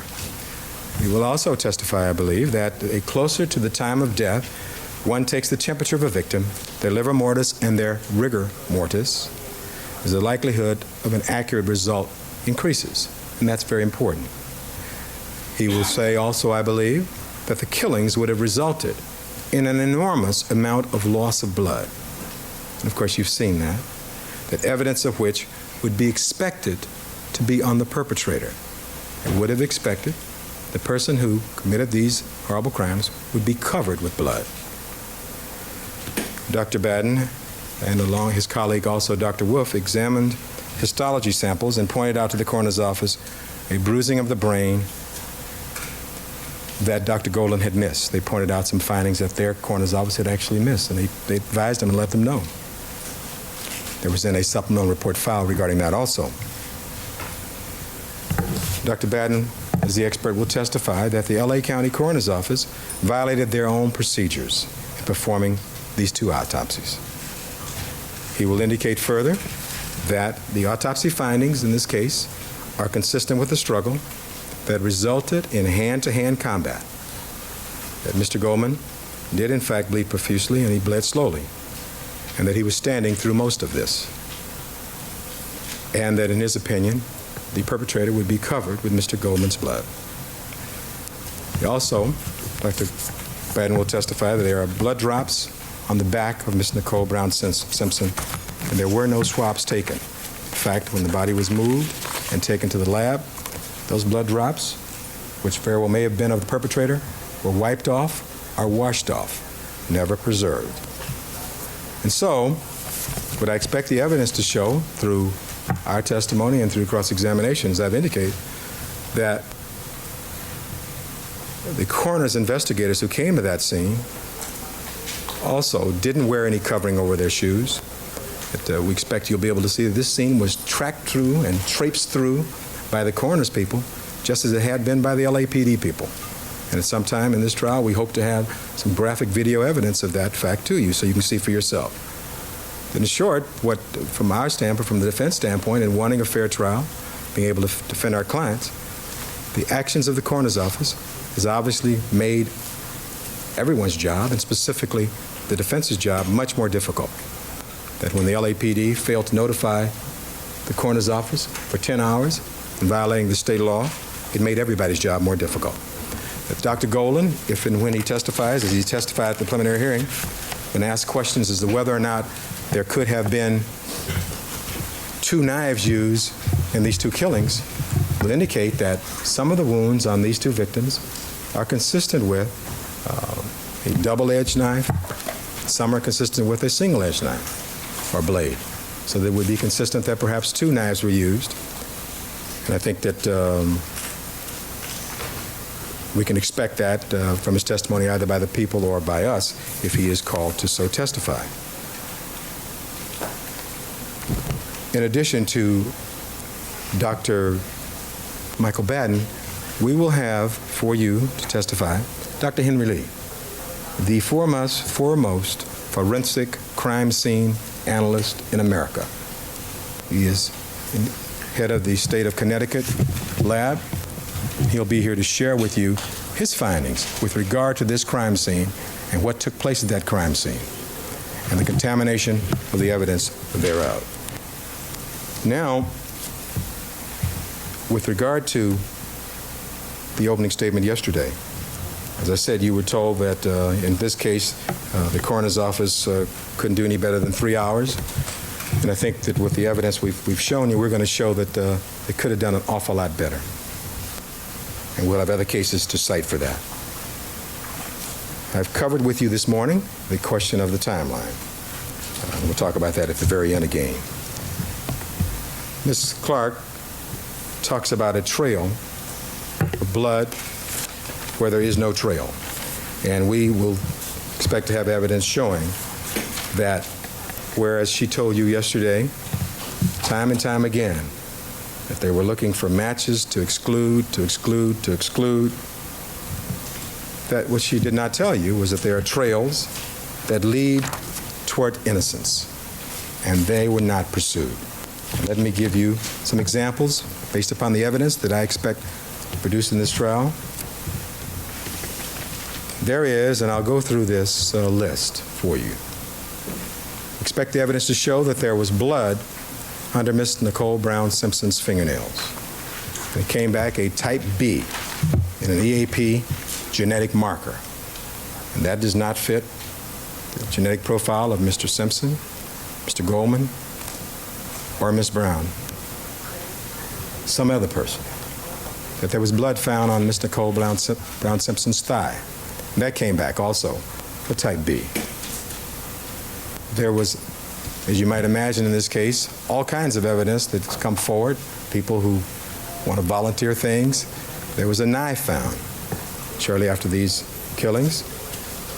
And the blood on one of the knives found also was this type B, similar to the blood that was found under Miss Nicole Brown Simpson's fingernails. You would expect that blood would be of the perpetrator since it's not hers. We will, in a short time, show you a graphic of several things in that connection. There were identifiable fingerprints which not match and don't match Mr. O.J. Simpson or any of the police officers there. And this becomes relevant, we think, because the contention of the prosecution is that one of the gloves was lost in this struggle, supposedly. There are identifiable palm prints. It's no match to Mr. O.J. Simpson.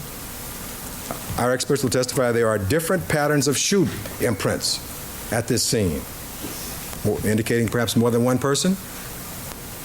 No mention of that thus far. We expect that to be the testimony. There are no hairs on the Bundy glove that are matched to Mr. O.J. Simpson. there are negroid hairs on the knit cap at Bundy that do not match Mr. O.J. Simpson. But the prosecution has never, to this date, done any DNA tests, as far as we know, on the Bundy glove.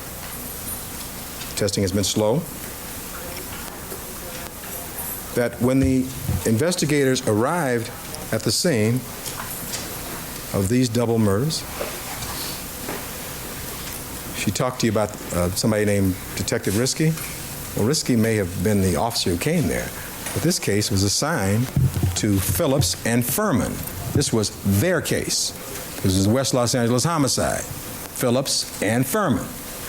That it was transferred from them because of the high-profile nature of the case to robbery homicide thereafter. But Phillips and Furman continue to play an active role in this case. You will hear very, very little about an officer Risky. But one of the interesting things I think you'll find about this crime scene is the dearth or lack of any photographs, examination, or investigation inside that house. I don't think you'll find one photograph from inside that house.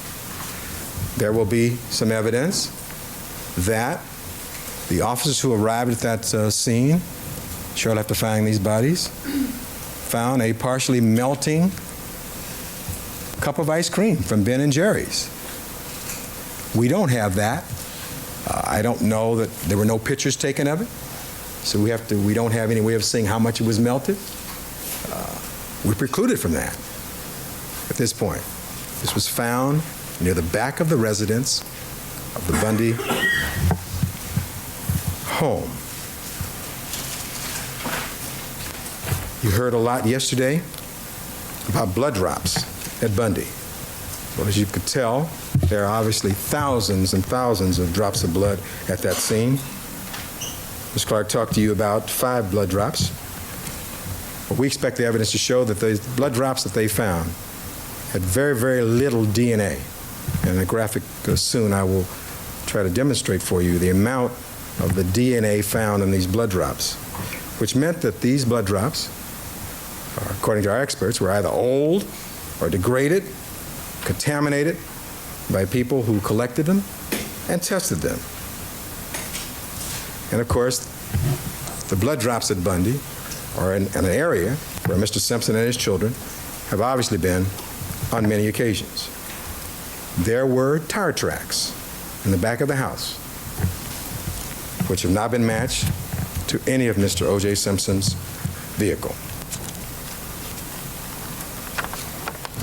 Now, one of the things that we expect to show during the course of this, our presentation of evidence, is that there was, in fact, a major struggle. And Mr. Goldman fought valiantly. He was apparently physically fit, 5'10" and 170 plus. He was stabbed a number of times, perhaps 30, and there was blood on his hands and arms. He had a number of defensive wounds.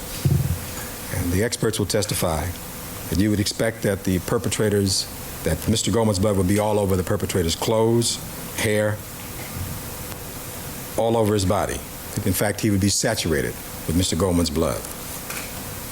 And of course, under the prosecution's theory, the perpetrator was driving that Bronco that night. And there's no evidence of Goldman's or Nicole Simpson's bloodstains inside that Bronco of the amount that you would expect, given this situation, that the pattern of blood that they talked about yesterday, the small, very small pattern of blood in that vehicle, is very consistent with what I expect you will hear is a statement made by Mr. Simpson.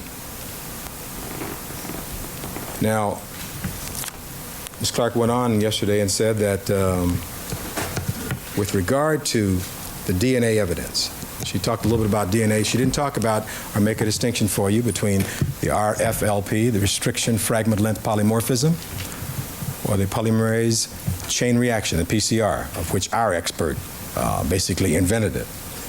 But I think what you'll find is this is very, very sensitive evidence that is then Xeroxed up molecular Xeroxing, and we'll talk about that a little more later. We think the evidence will show that the pattern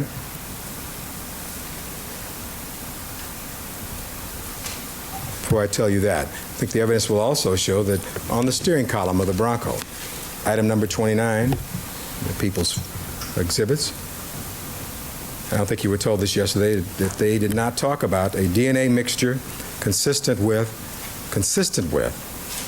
not necessarily a match, consistent with Mr. Simpson and someone other than Nicole or Ronald Goldman, some other person.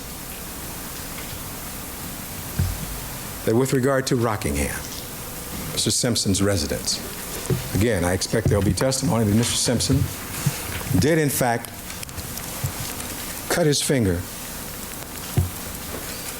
in some place where I'm pointing now, near the end of this middle finger. And he so told the police that evening, on January 13th, and that he went out, he did it either as he's about to leave or whatever, he went out to the Bronco to get his cellular phone. That what I think you'll find and what I think the evidence will show is that the reason there was no blood coming up the stairs, and this carpet in this house, I think you'll find the evidence will show, is largely white, largely very light. If you have a jury view, you'll be able to see it for yourself. They didn't find any blood other than what you saw outside and just in that entryway. And I think you'll find that leads toward the kitchen.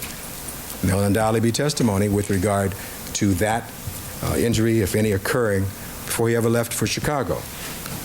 There will be, as I understand the evidence, no trace of blood on the white carpet upstairs or up on the stairs or upstairs. No trace of blood on the white carpet from any bloody shoes. No trace of blood on the white carpet from any bloody pants or shirts. And no trace of blood on this white carpet from any bloody socks. The evidence will show that in an effort to find any evidence, not to exclude, but to include Mr. Simpson, they searched everywhere in the area in Los Angeles. They searched in Chicago. They searched everywhere they possibly could think. And they did not find any weapon or any clothes, because Mr. Simpson, the evidence will show, did not have one. They took apart traps and pipes from his sink, showers and plumbing, and searched everywhere for these various things. The evidence will also show that with regard to Ms. Nicole Brown Simpson. Your Honor, objection.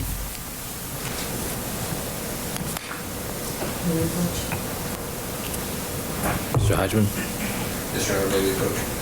All right. I should point out that the people in their investigation did in fact check the sink area and the shower area and some areas in the bathroom in the bathroom floor for areas for an indication there may be blood in those areas.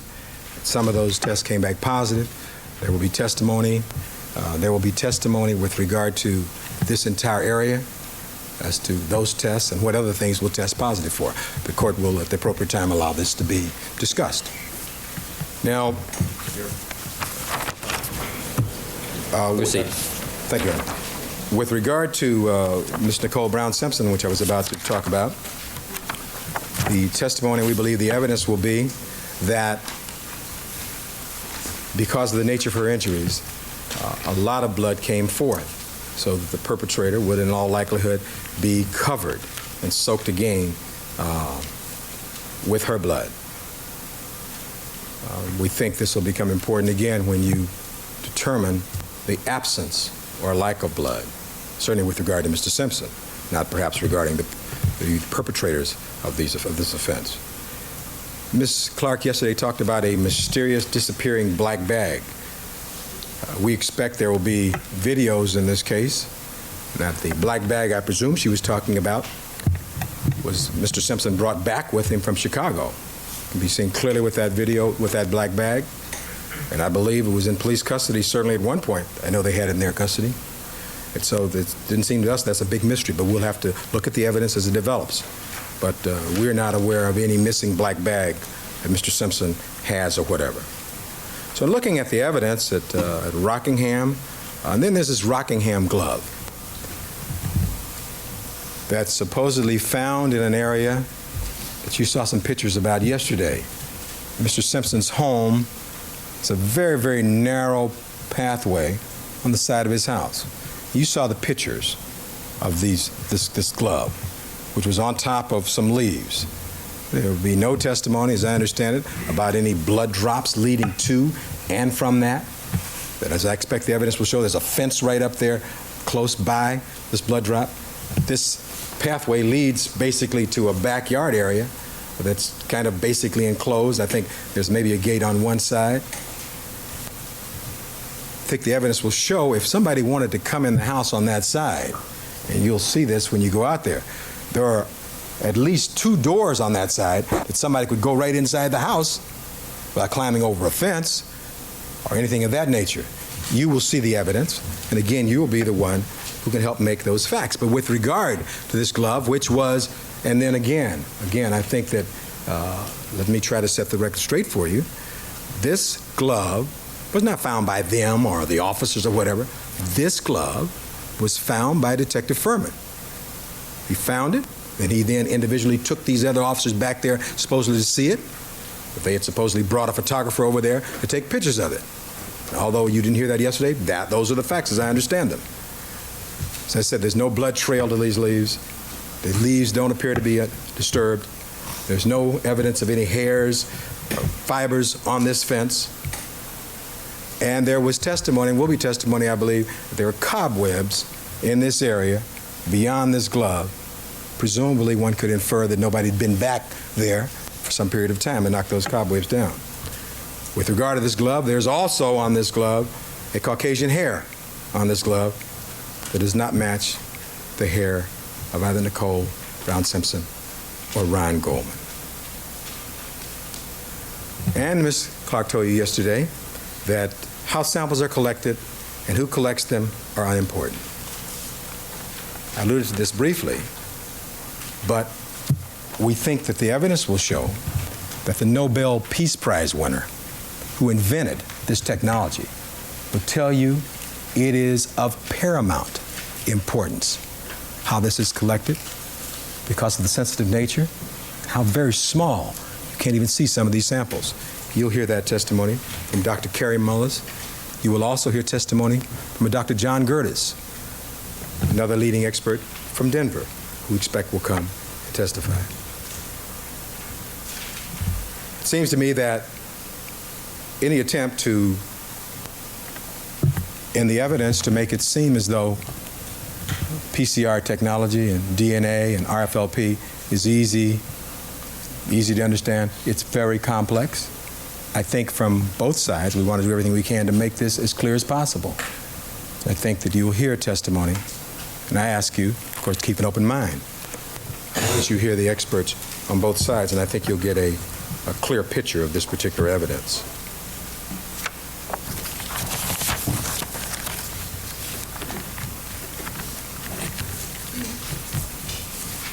I mentioned before this crime scene and the number of people who were allowed to walk through there, many with just their shoes on, walking right through the blood, some who had those little booties on, some had gloves, some didn't have gloves, picking up the evidence. This will become very relevant and important to you as you hear from the experts about the contamination aspect of this and what it means, and how easy it is, a sneeze, a touch, whatever, for this evidence to become contaminated. You'll hear about this new technology.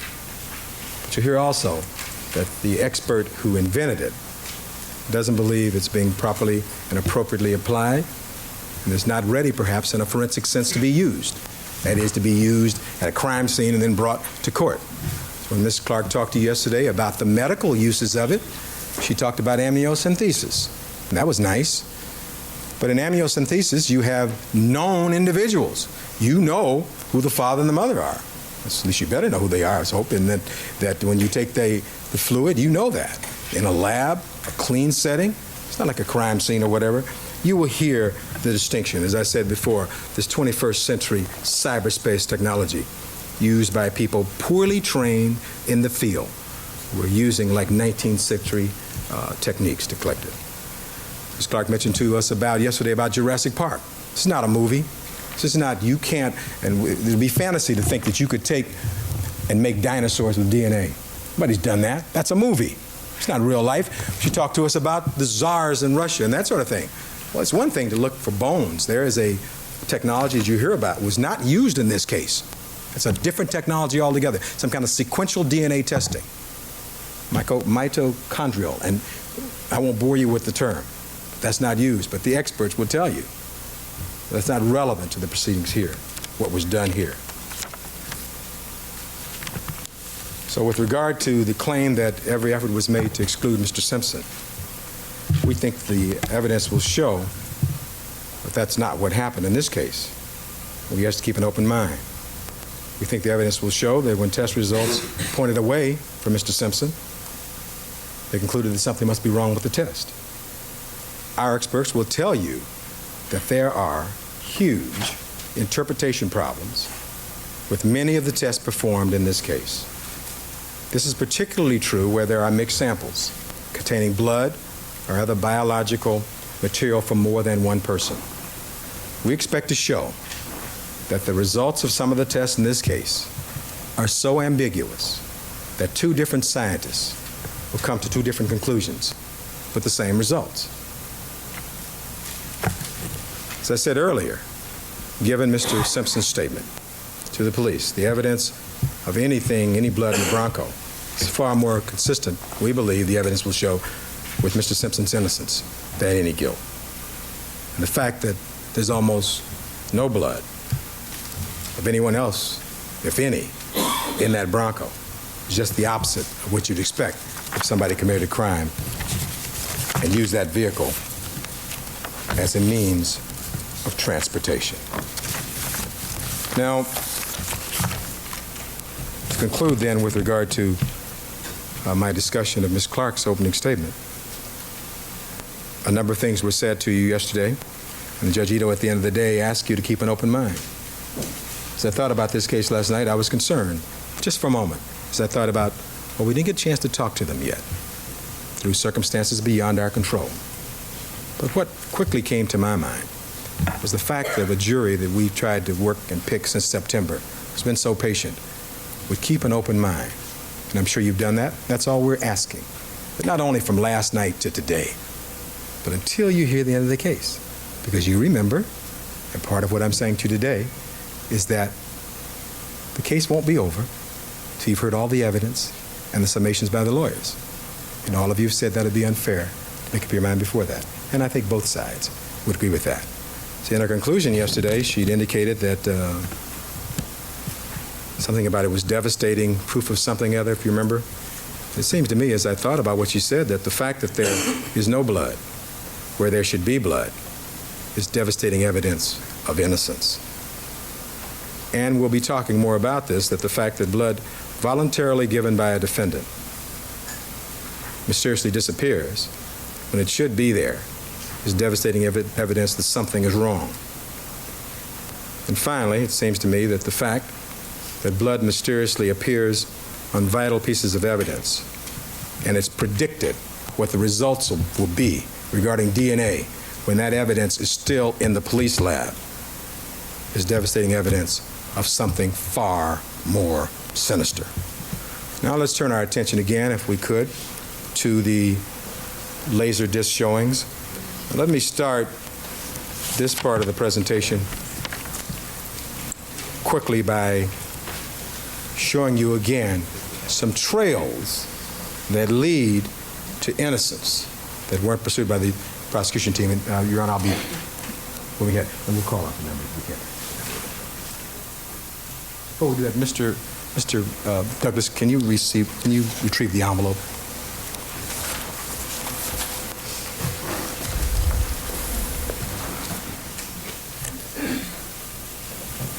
All right, thank you, Madam Reporter. Mr. Cochran, you may continue. Thank you very kindly, Your Honor. I think we were, just before we get to the disc showings, I just would indicate to you that I expect there'll be evidence, as I've indicated to you somewhat already.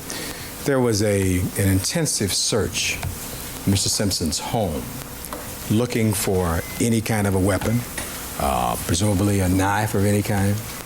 And I think that during the course of the trial, there'll be evidence that will become very relevant to you with regard to this entire area and the people's theory with regard to knives.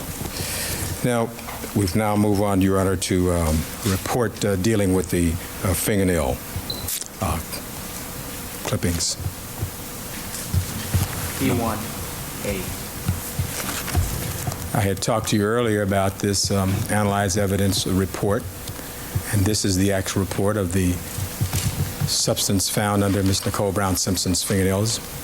That was D1B.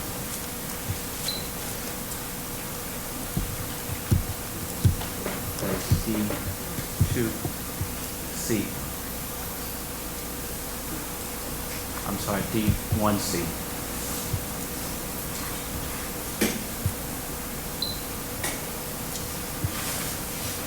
What 84A and 84B, I think the 18A is a typo, could not have come from Nicole Brown Simpson, Ronald Goldman, or O.J. Simpson, as I indicated to you earlier. Mr. Harris? D2A, and we have to... There is the next photograph it's coming up. May I have just 1 second? All right. Thank you, counsel. Thank you. Since there's a record, Your Honor, Mr. Douglas has indicated to me I need to read the graphics into the record. I'm not sure that our court report is getting all these. It's item 84A and 84B. It says 18A, which I understand is a typo, could not have come from, quote, Nicole Brown Simpson, Ronald Goldman, or O.J. Simpson. Now, there's another, the next one coming up, I was going to ask Ms. Clark. Your Honor, you may want to hit your kill switch on this next one, just briefly. All right. This next photograph is what I alluded to earlier of the blood on Miss Nicole Brown Simpson's back, and it's an indication that testimony is from our expert that this blood on her back in that position was in fact never preserved, neither by the LAPD nor the coroner's office, and was in fact wiped off and never preserved or saved. Thank you, Mr. Harris.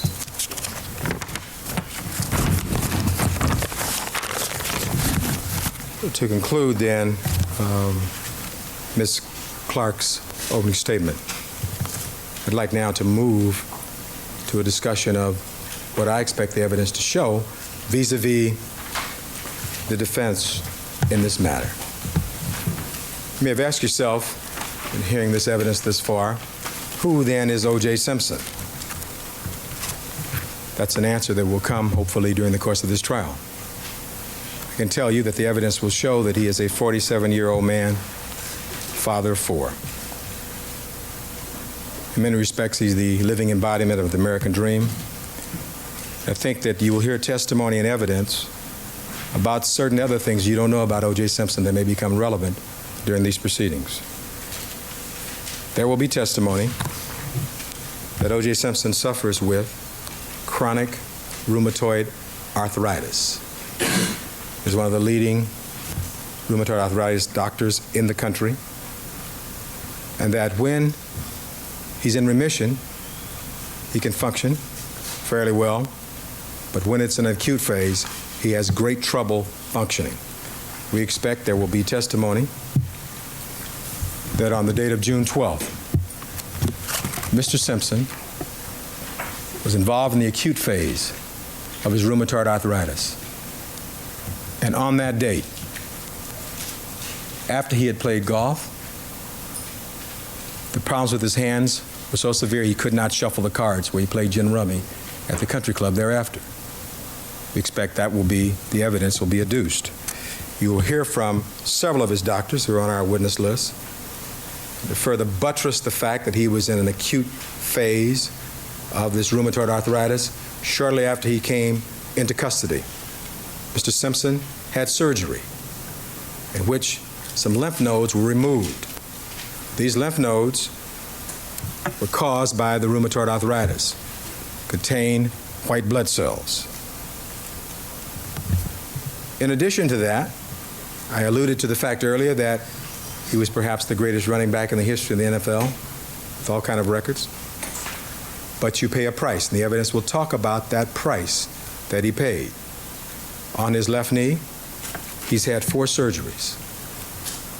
We expect you'll hear from his doctor about the effect of those 4 surgeries, about the effect of what he has in addition to the chronic or acute rheumatoid arthritis. He has osteoarthritis in his legs.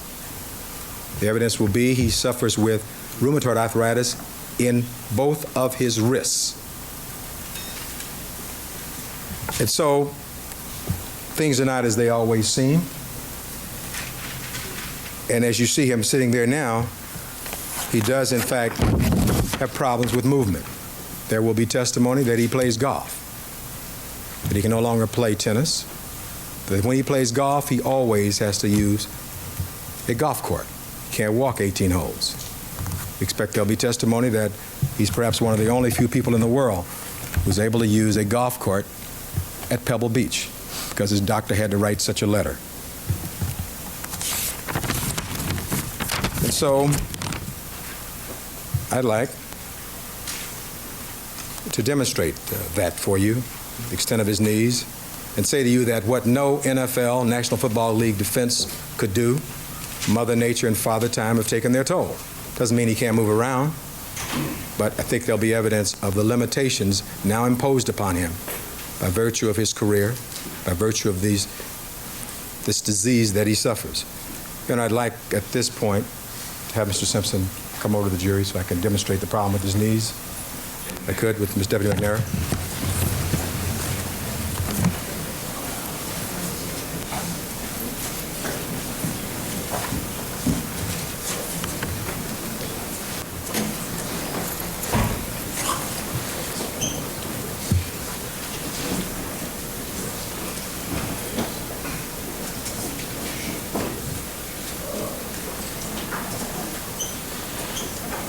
All right, ladies and gentlemen in the back row, if you want to stand up, feel free to do so.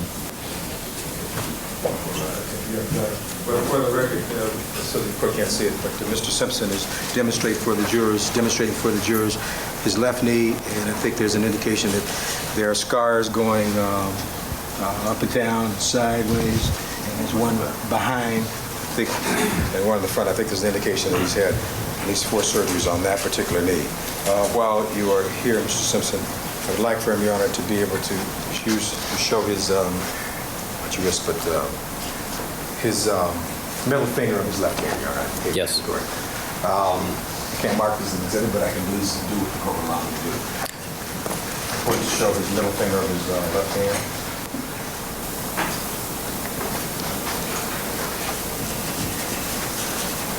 Let me caution the photographers to use extreme caution.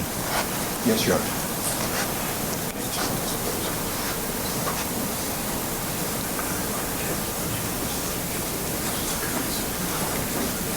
Thank you. Thank you. All right, thank you, counsel.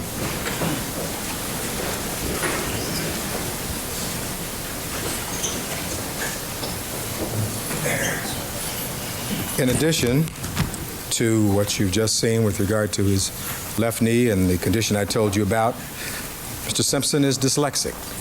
He suffered with dyslexia all of his life. And you know what that is, where he tends to, when reading, things get reversed and transposed and backwards. Despite all of that, as I've said, you see what he's done with his life. I think the next area we'll deal with, and Mr. Douglas will put the diagrams up. You've heard and will hear testimony that on the evening of June 12th, 1994, Mr. Simpson had a trip planned to Chicago, Illinois on American Airlines. The plane was due to leave at about 11:45, and in fact, it did leave around that time. Mr. Simpson got to the airport, got on the plane.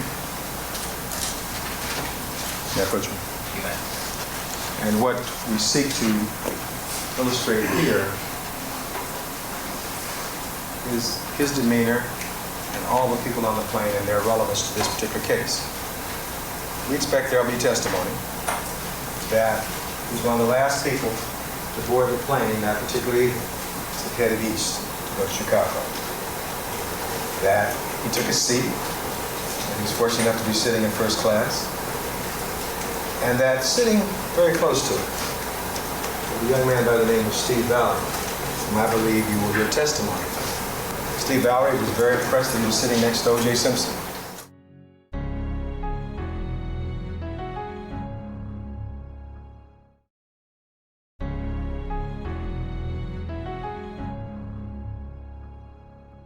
So he had occasion to watch Mr. O.J. Simpson, watch his hands. He'll tell you he didn't see any major cuts on his hands or anything of that nature, but he observed his demeanor, observed how he acted, observed how he handled himself during that particular time. That there was a man on this flight by the name of Howard Bingham, a man famous in his own right.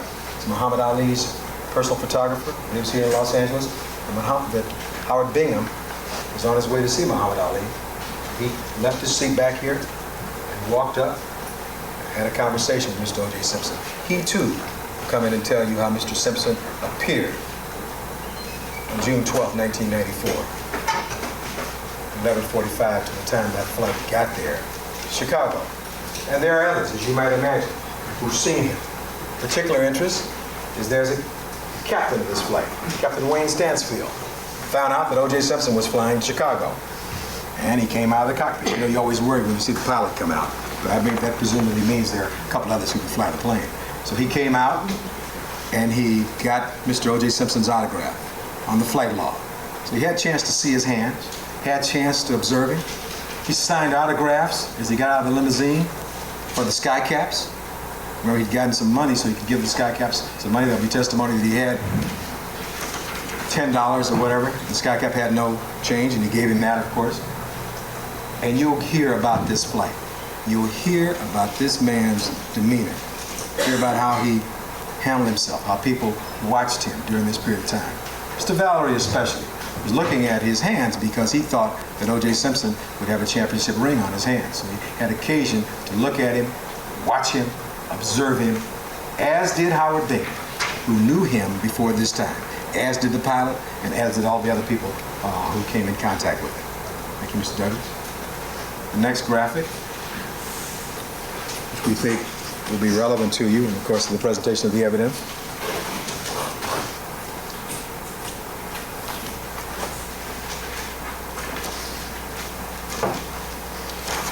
This time, as you can see from the graphic, Your Honor, we're not getting the numbers. The first one was 203. This is 204.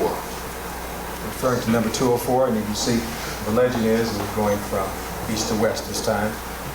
This is after the evidence will show Mr. Simpson has been told that his ex-wife has been found murdered. You will see the difference in this man's demeanor and how he reacted and how he handled himself. From the time he got that call from Detective Phillips, he found out that his ex-wife had been murdered. And how he reacted, what he said, his concern about his children, how he called and tried to get the first flight out of Chicago, how they had a flight too late for him at 10 o'clock or something. He insisted on an earlier flight. He wanted to come directly back to Los Angeles as soon as possible after this conversation. He made calls while on the way back from Chicago to Los Angeles to try and find out what had happened. And we'll be calling certainly more than one witness on that flight. It's very interesting. Seated right next to O.J. Simpson on this flight back is a lawyer by the name of Mark Partridge. Mark Partridge sat with him the entire time. He will come in here, he's a lawyer in Chicago, and tell you about this man's demeanor. One of the interesting things about this, I think you'll find, is that whereas Mr. Simpson had no cuts on his hand, in the knuckle area that anybody saw that we know of going, when he came back, he had a cut, which you just saw, remnants on his knuckle, in the middle finger. Mr. Partridge saw that. There will be testimony that in the hotel room in Chicago, there was a broken glass, shards of glass in that hotel room. And there was blood associated with that glass and with the towel therein. His whole demeanor, as you might expect, had changed. He suffered a terrible loss. He took the first flight back from Chicago here. We think that Mark Partridge, along with other people who may be called, will be very, very relevant in the course of this case. Now, as depressed as he was, people who came in contact with him still didn't know about his tragedy. And people would still come up and ask him for autographs during this period of time. But he did get back to Los Angeles sometime that day, and he went. We think the evidence will show directly to his home on Rockingham, where he was first of all placed in handcuffs. Then they were taken off. And then he was asked if he wanted to come downtown and talk to the police. Maybe not ask, told. He should come downtown and talk to the detectives in this case, Van Adder and Lang. Voluntarily did that. He had a lawyer there by the name of Howard Weitzman, one of our more prominent lawyers here in Los Angeles. He had his business lawyer, Skip Taft. But he came home. There were no police at the airport. He came back home. He went downtown. They talked to him in the car on the way downtown. And when they got downtown, Excuse me, Your Honor, I think the court knows the objection I have in mind. If not, I'd be happy to approach. He doesn't know what I'm going to say. I don't know. Well, counsel wanted it around a little bit too. We can have an offer of proof. My objection, no. Why don't you approach without the reporter, please? When Mr. O.J. Simpson, as I said, returned home at his residence, he went downtown with the police detectives. He had two lawyers who followed him downtown. Howard Weitzman, noted lawyer, and his business lawyer, Mr. Skip Taft. We think the evidence will show that Mr. Simpson got downtown. His two lawyers will testify, or at least one of them will, that they were told by the police that they could not be present when Mr. Simpson was interviewed. And Mr. Simpson, and the evidence will be, if that happened, that's wrong, it will be a violation. But Mr. Simpson went ahead and talked to the police without discussing any contents with his lawyers, not in the room, and away. They went someplace else till this interview, some 33 minutes, had concluded. We expect that's what the evidence will show in that regard.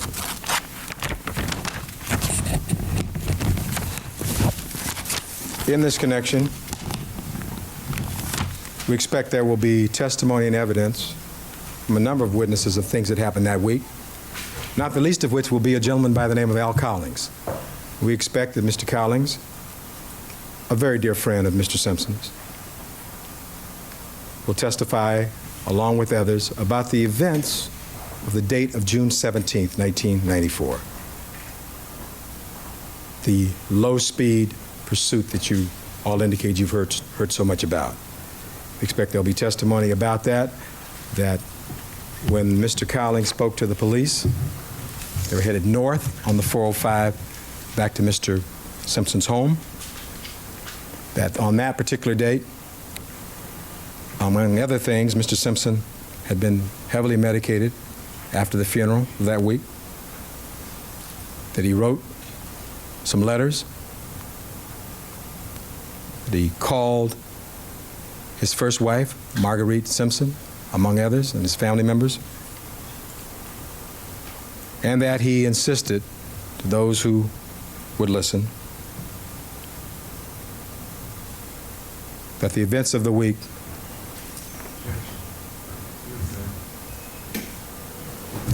Not offered by the adverse party, counsel. Let me rephrase that.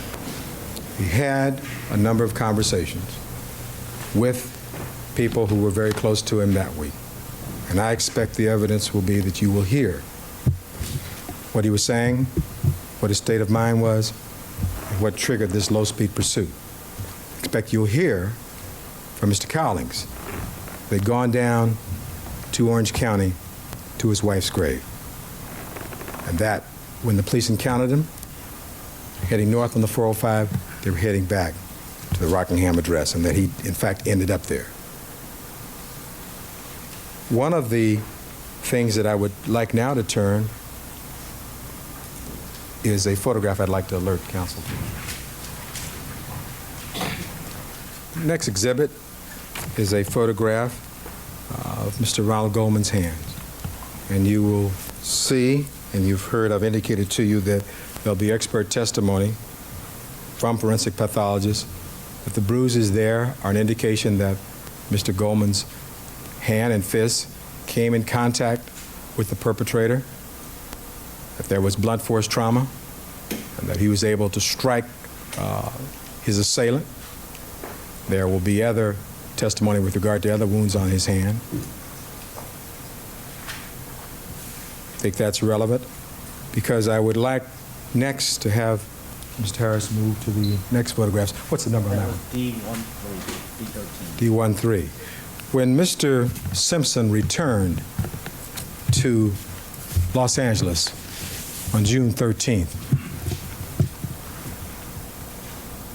the pictures you're about to see now are pictures taken of his body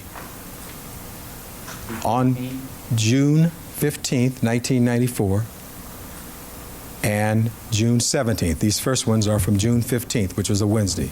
It's Mr. Simpson, and I want you, hold that a minute, Mr. Harris. I want you to look at Mr. Simpson's face in this picture. Rather than looking more morose, look at his face in the photograph with his daughter Sydney. What's the number? Number 200. And this photograph here. We expect that the evidence will be there are no bruises on his face or on his body. This picture was taken on June 15, 1994. Mr. Harris, will you go to the next photograph, please? D15, D16 is coming up. D16, another shot of Mr. Simpson's body. D18. D19. D20. D21. The right arm, D22. the right hand, and part of the forearm. D23. It's the left hand. D24. D25. Now this photograph, the testimony will be, this photograph was taken on Friday, June 17th, and we think that the indication that blood had been taken from him that day by one of his doctors I talked to you about, his arthritic doctor, and his other doctor, his arthritic doctor, and also his orthopod had taken blood from him that day. This is a picture of his right arm. This is Mr. Simpson's back. 26. Mr. Simpson's 27. face and teeth. D28. It's a picture of, a revealing picture of Mr. Simpson, however, but to show his entire body. D29. Simpson's hand. And just on D30, you can see that kind of circular mark there, which you saw a faint mark there. We expect there'll be testimony that with regard to that particular mark there on his middle finger, that there will be testimony among the doctors on our witness list that is in no way a knife cut, that is more consistent with some glass or some shards of glass having made that particular cut. D31. D32. D33. D34. D35.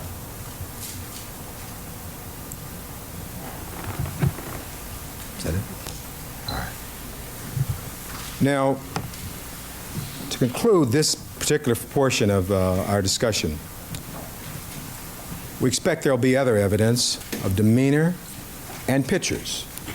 We expect that, although we've heard the police wanted to exclude Mr. Simpson, that when they talk to him on the 12th, I don't think you'll see any pictures taken of his body, except the one picture she showed you yesterday of his hand. But we wanted you to know that there are other pictures. That is part of our part of the case. We have these pictures. We wanted to share them with you. Now, Your Honor, I'm now about to turn my attention to the LAPD and its lab. It may be, I do not now believe with all the interruptions I'm going to be able to finish today as much as I wanted to, so that whatever Your Honor's pleasure is, this next portion is fairly lengthy. Well, counsel, I leave it to your professional discretion. Do you think this is an appropriate breaking point?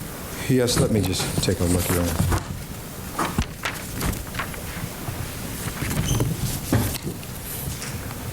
I think that it is. I'd like to make just a couple statements that I think that it is, if I might. Proceed. Thank you very kindly, Your Honor. Sorry I'm not going to be able to finish today, ladies and gentlemen, but you can understand the importance of this case to both sides.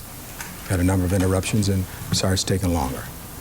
But I'm sure you'd expect nothing less from either side of the lawyers from either side in this case. Tomorrow we'll come back and we will start talking about the police investigation. We'll go through some charts, which hopefully will make the whole subject of DNA a little less complex and confusing. We will talk about the so-called evidence flow in this case.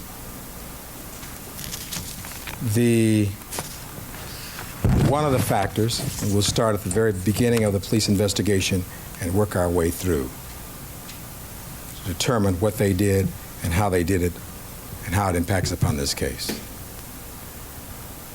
The important piece of information that we think the evidence will show, however, is that all of this evidence collected, whether at Bundy or Rockingham or wherever, went through the LAPD lab.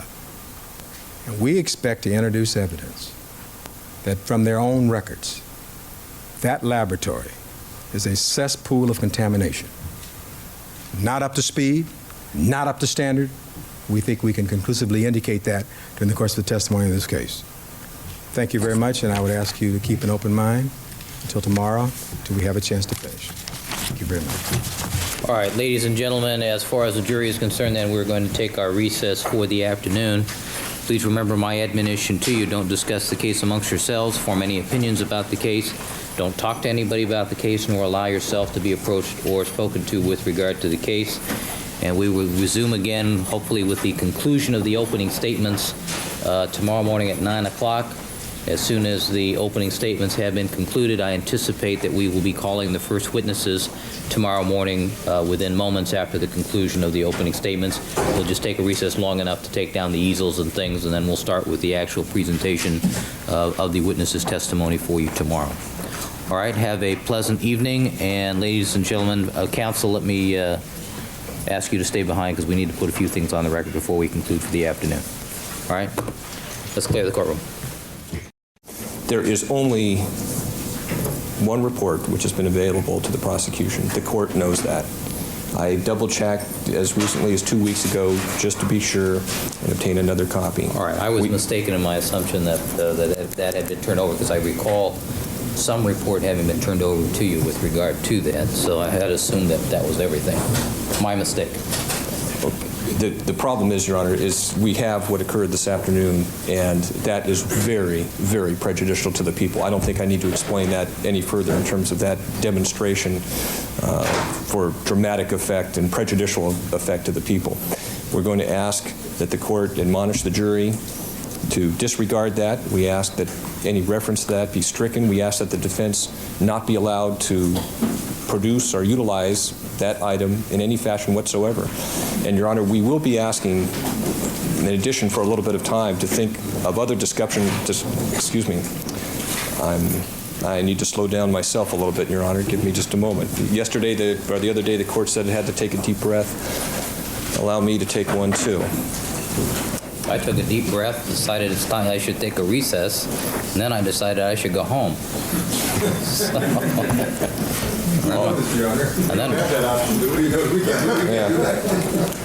I don't know, some of the pundits criticized me for taking time on making up my mind. I don't know.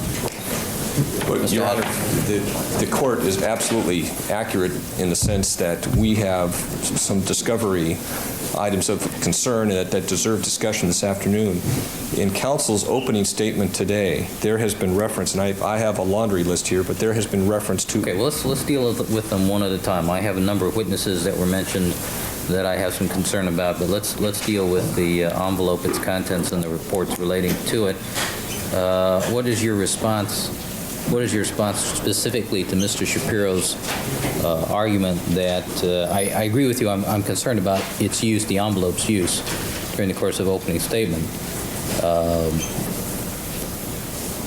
But what is your response to Mr. Shapiro's argument that since it is going to be presented as an impeachment item, and unfortunately, well, I mean, you know from the report what the item is, from Dr. Lee and Dr. Sugiyama's report as to what the item is, so that's not a mystery. We know what the item is, Your Honor, but as far as the stated purpose, I mean, that is something that I believe occurred on shifting sands this afternoon. We're going to ask for a hearing with regard to any utilization of the envelope, the contents of the envelope, and we certainly ask for what I've requested thus far, that is an admonition to the jury. Well, let me ask you this, Mr. Hodgman. The issue is, just as far as the envelope and its contents, you know what it is. You know that it was an item sought by the police, by the investigating officers in their search warrant, and that they did not, in fact, recover it.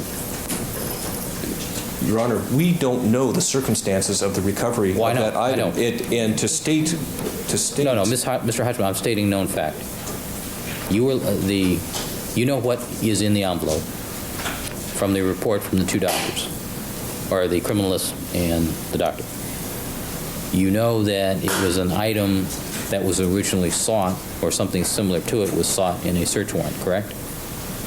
I know that items like that. That particular item, Your Honor, I don't know the source, I don't know the circumstances of the recovery. Let's assume we're talking about the same thing. I can't make that assumption, Your Honor. I don't know until we get discovery of the circumstances of the recovery of that item. I mean, we are completely in the dark. And what, Your Honor, again, I'm going to go back to the basic... Here's the point. The point, though, is they're saying they don't have to disclose it because it's impeachment evidence, that it's going to come during the course of the cross-examination of the police officers that you're going to call serving the search warrant and seizing evidence. What's your response to that? My response, Your Honor, is that's the issue. It has been disclosed. We want an opportunity to be able to have a hearing on this and litigate it. My position right now is that item should be simply suppressed. Now, we have a stated purpose from counsel this afternoon, but that should not have been forthcoming in an opening statement. Not at all, Your Honor. Mr. Shapiro, I'm concerned, though, that you've sort of waived certain confidentiality as to what it is by its use or its attempted use in opening statement. Wouldn't you agree? No, Your Honor, I respectfully disagree. There was never any intention to open it. The only intention was to tell the jury something very simply, that the police have not done a proper job in investigating this case. And it started at the beginning and it went to the end.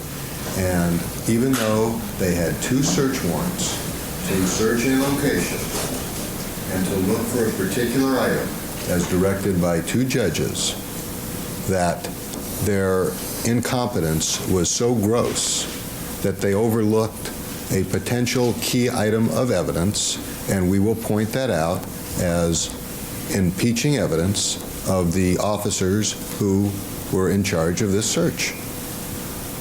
We were not going to open it. We were not going to describe its contents. We were not going to mention where it came from. We were simply going to say that the evidence will show that the Los Angeles Police Department had directions from two judges to look for something. All right. Well, the value in not having to disclose something that you're going to use for impeachment purposes is obvious. The problem is you've created a problem by bringing the envelope out. I agree Mr. Hodgman's entitled to a hearing before the item is actually opened, and we will have that hearing at the time that the defense intends to present that, prior to that. We would also ask the court to inquire what grounds there are for the people to suppress an item of impeachment. Well, they've asked for a hearing.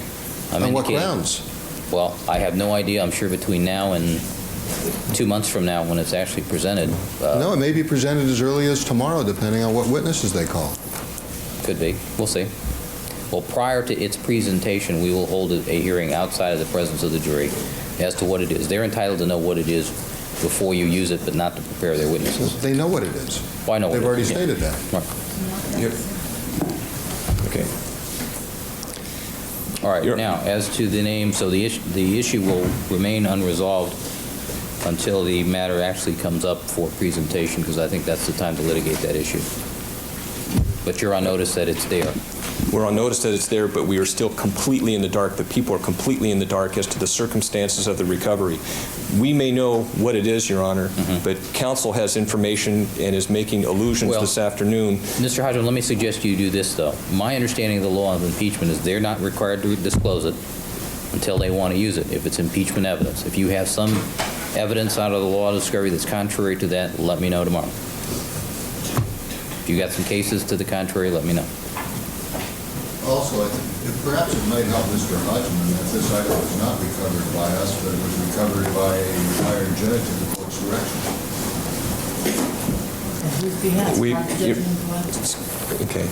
Your Honor, we are still unaware of the circumstances of where, when this item was recovered. We don't know. The people have never known. Counsel apparently knows. And it was, that whole arrangement was done at the request of the defense. Mr. Hodgman, it's obviously a discovery issue. The question is, are you entitled to know about their impeachment evidence before they present it, until just before they present it? My reading of the law of discovery is the answer to that question is no, if it's impeachment. If you have some authority to the contrary, let me know tomorrow. All right, I've directed Mr. Cochran, I gave the envelope back to Mrs. Robertson, directed him not to use it in his opening statement. That's where we stand. And with regard to that, Your Honor, again, we repeat our request for an admonition to the jury. You don't need to repeat it. Thank you. Very well. Okay, let's go Witnesses. to I'm sorry, Mr. Cochran, you're going to have to spell his name for me. Which one, Your Honor?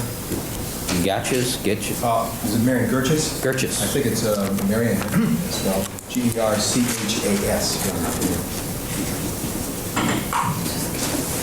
When you bring up something like that, the court reporter would be thrilled if you spelled it. All right, thank you. Mr. Douglas, are you going to address these discovery issues regarding witnesses? I'm going to try, Your Honor. All right. The court is well aware that we have been working diligently in this manner. The court is equally aware that the work in this case has been divided among a couple of officers and investigators, etc. It perhaps is regrettable that I stand before this court that we have not coordinated all of our defense efforts as well as I would have liked before this point. I say that because, Your Honor, I have some documents that I do intend to give over to the people. As the court has encouraged both last night and before, I have had a law clerk working from mid-morning on yesterday, preparing to provide documents and any witness statements on this matter. One of the items I forgot to do this morning was to ask for your report this morning. And that is what I'm doing right now, Your Honor. All right, my mistake. By way of background, just so that I could lend some scope to what our efforts have involved, I have in my own office 16 notebooks of different witness statements. They are primarily statements that were provided by discovery given me by the people. There were then efforts by my investigators to interview some of those witnesses at various occasions, and there have been leads that have been derived from those interviews. At various times, there have been 5 different investigators working in various aspects on this case, reporting not only to my office, but to Mr. Shapiro's office as well. The normal process has been that duplicate copies of all investigative reports be submitted both to Mr. Shapiro's office and to our office as well. The normal process has been that I have worked very closely with Ms. Sarah Kaplan, Mr. Shapiro's office, mutually coordinating different discovery, mutually coordinating the preparation of different defense witness lists, and comparing what items would comply with the different aspects of discovery consistent with our interpretation of our obligation under the Discovery Act. I am prepared at this time because there has now been what I hope is a final search of all names that were on our witness list not only on the recent witness list, but also on the list that was prepared in August of 1994. And we went through each of those 16 books, Your Honor, and we went through and pulled any defense reports. And this afternoon, I had Ms. Kaplan compare all of the reports that were sifted through and taken out of my notebooks with those documents that have been previously provided to the people. I have a stack of not a stack, I have probably 12 reports, 13 including the report of Ms. Gertjes. I will represent to the court as an officer of this court that Ms. Gertjes' statement I see for the first time only 5 minutes ago. It is a copy of a statement that was taken July of 1994. Your Honor, I acknowledge and I anticipate that there will be strenuous efforts to impugn both my personal integrity and the integrity of the defense team. I tell this court, looking the court straight in the eye with all seriousness, that it has been an oversight and I am embarrassed by it and I take full responsibility.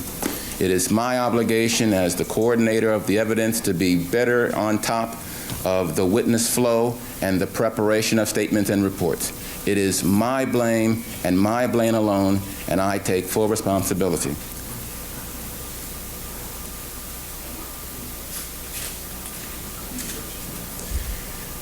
I am reminded by Mr. Cochran that Ms. Gertjes is an individual whom the people have been aware of because, as is at least our understanding, Ms. Gertjes had contacted both the police department and the district attorney's office. However, Your Honor, I accept responsibility because her name was added to our list in August. There was a statement that was taken apparently from an investigator who we do not work hand in hand with each day. It does not excuse it, Your Honor, and I seek not to excuse it. I am only offering as an explanation. I am providing today the statement of Mary Ann Gertjes, and that is a statement that is signed by her fully within both the spirit and the letter of the Discovery Act, fully a document that we were obliged to turn over in August of 1994. I am also turning over a statement of Ms. Michelle Abdudran, which is dated June 24th of 1994. This is a second statement that should have been turned over in August. But she is an individual, Your Honor, who is the former maid of Mr. Simpson, who was struck by Nicole Brown Simpson, who they are fully aware of. They have been interviewing different witnesses about the incidents and the circumstances giving rise to Ms. Brown Simpson striking Michelle Abdurran. So they are aware of her existence. All right, Mr. Douglas, would you spell the name for me, please? Sure, Your Honor.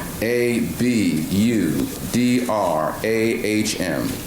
I am turning over, Your Honor, a statement of a Rachel Berman, who was an 8-year-old, who accompanied the Simpson children and Nicole Brown Simpson, a person whom they are aware of. She accompanied them to Ben & Jerry's, if you will, and she accompanied them to Mezzaluna.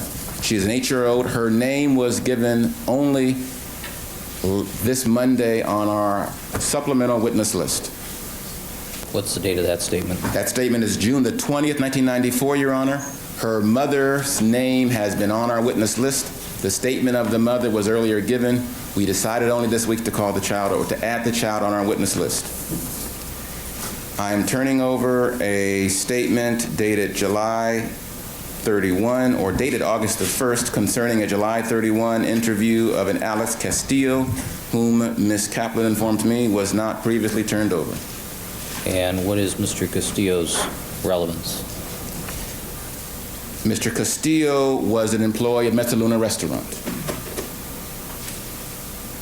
And he gives testimony or information concerning a supplemental report by Detective Tom Lang suggesting that he had given Mr. Goldman a beeper and denying same. I am turning over an August 2, 19... Let me just clarify. Is this the Brentwood Mezzaluna of Beverly Hills? That's correct, Your Honor. Which this is the Brentwood Mezzaluna. All right, thank you. I'm sorry.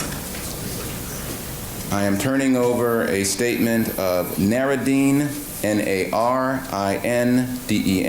Singh, S-I-N-G-H. Mr. Singh is the owner of a newsstand across the street from Mezzaluna. He is on our witness list. It is simply talking about the existence of a video camera at his newsstand. He is on the witness list as just a precaution. What is the date of that statement? August the 2nd, 1994. I am turning over a report for Kevin Whelan, W-H-E-L-A-N. The report is dated August the 3rd, 1994. He works as a dispatcher with Network Courier Services, who speaks about a courier having called the dispatch and saying that the courier had obtained an autograph of O.J. Simpson on June the 12th, 1994 at 11:20 p.m. And the statement is, "You'll never guess whose autograph I got? O.J.'s." I am turning over a statement, Your Honor, dated July 14th, 1994, of a Tony Parker. As the court will recall, I did not know on Monday who Tony Parker was. As the court will further recall, I turned to Ms. Kaplan and she didn't know who he was. This is a statement that comes from one of our investigators. Mr. Parker is the owner of a white 1973 International Scout four-wheel drive, which was parked on Bundy north of Darlington on June the 11th through June the 13th, 1994. I am turning over, Your Honor, a 2-page document given from Mark Partridge. Mr. Partridge is the lawyer and referred to by correct, Your Honor. Dated June 27, 1994, and there's a fax cover sheet dated June 25, 1994. I am turning over a report from Miss Rosita Rubin, R-H-E-U-B-A-N, dated August 23rd, 1994. She is connected with Rubin Motors, which was one of the impound yards, I think, that is involved in this case concerning A.C. Cowlings' Bronco.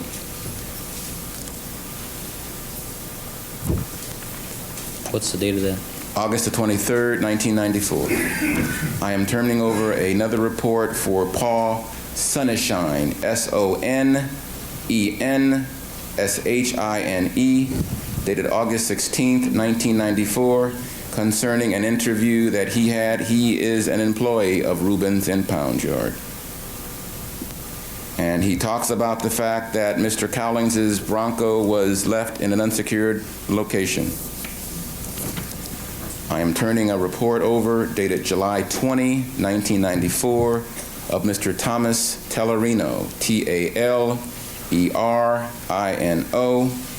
who talks about the fact that he was roller skating on June the 12th, 1994, on Bundy, and he sees a man hiding in the bushes near 877 South Bundy, who was not the defendant. I am turning over a report of Mr. Ronald Taylor, dated June 22, 1994, who resides in Chicago, who said that Mr. Taylor had occasion on June 13th to see O.J. Simpson. When Mr.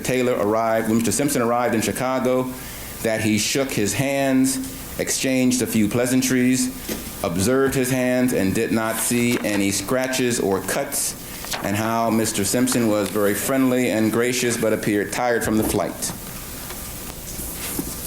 I am turning over a report dated July 19, 1994, from Mr. Jason Wood,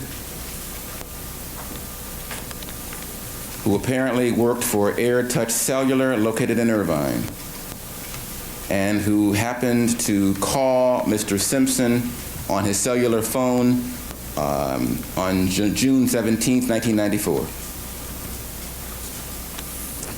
I am also turning over a report of a Mr. Joel Pitkoff, P-I-T-C-O-F-F,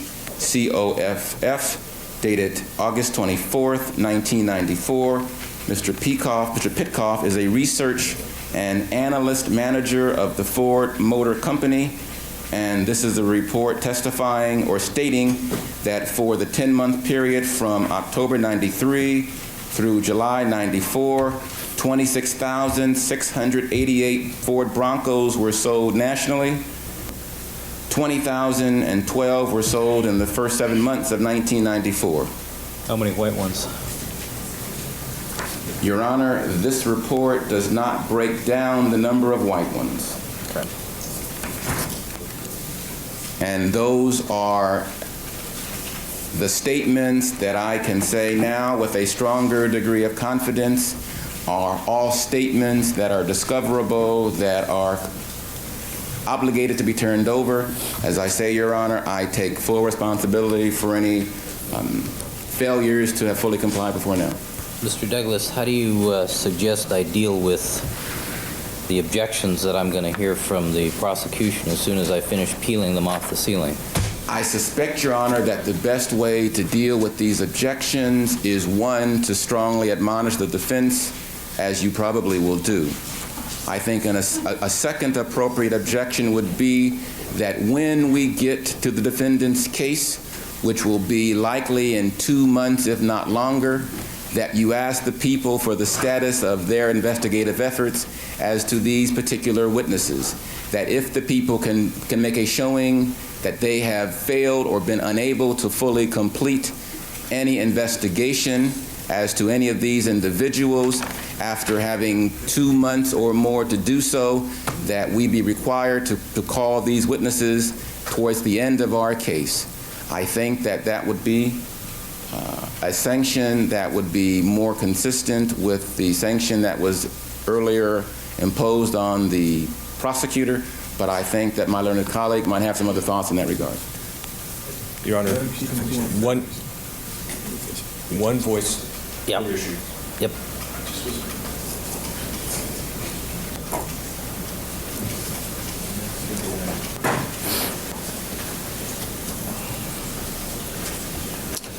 Do you want to change court reporters at this point?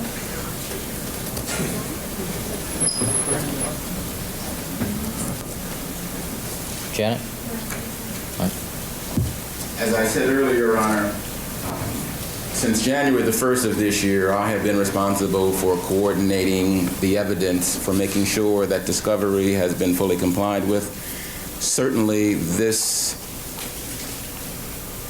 turning over of documents today reflects a breach in the process. It is one that predates my current role, but one that I accept responsibility for because somebody has.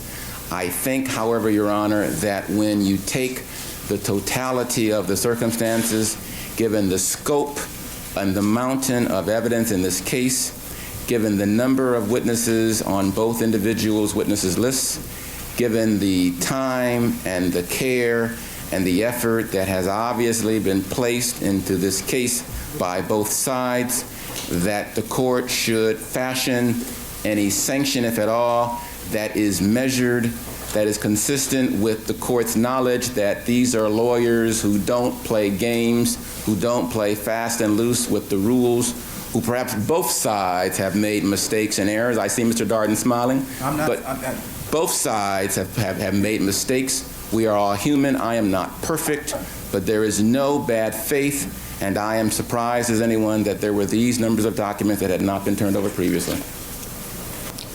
I have to say, Mr. Douglas, I've had long experience with Mr. Hodgman. I've known him as a colleague and as a trial lawyer, and I've never seen the expressions on his face that I've seen today. Mr. Hodgman, why don't you take a few deep breaths and then we'll take a look at this. But I have to tell you that my suggestion to you is going to be as follows. This is a rather wide range of witnesses who cover a rather wide range of topics and a wide range of issues. And I have to deal with these each individually because they're each in a different posture. One or two of these might be justified in an explanation deciding to add them on the witness list and turn over the statement after, say, for example, the court's rulings on domestic violence. Some of these others, though, clearly go to whodunit issues. Say, for example, Tolerino, who was roller skating on Bundy that evening. Obviously, that's a different posture. I'm going to suggest to you that you go over this list, go over those individual statements which you have, which I'm not privy to, and see which ones, what sanctions you seek as to which delay in discovery, and present that to me in the morning. Your Honor, I'm going to ask for a little bit more. You know, it was considered by this court this morning to have the resumption of televised coverage of this case. The court's interest, as I'm sure at least certain parties, was that this would be an opportunity for America, law students, law professors, and perhaps even people around the world to see how the system operates in America. I am sorry to say that we have a horrible breakdown. And while I appreciate Mr. Douglas falling on his sword this afternoon, I think he minimizes the consequences and the depth of what has occurred here today.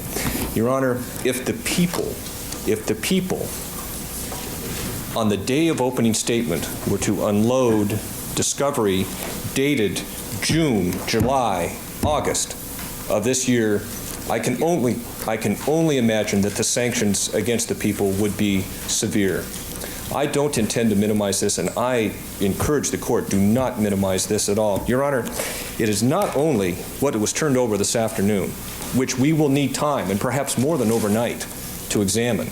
We are going to have to go through this and evaluate it in light of other evidence. I understand that, Mr. Hodgman. That's why I was suggesting that perhaps you ought to take the time, carefully evaluate what you have there, and if you want to come back on another day on Thursday or Friday to argue the issue of sanctions, we can take it up then. I'm just offering that opportunity to you because I think that would be a more efficient way to deal with it.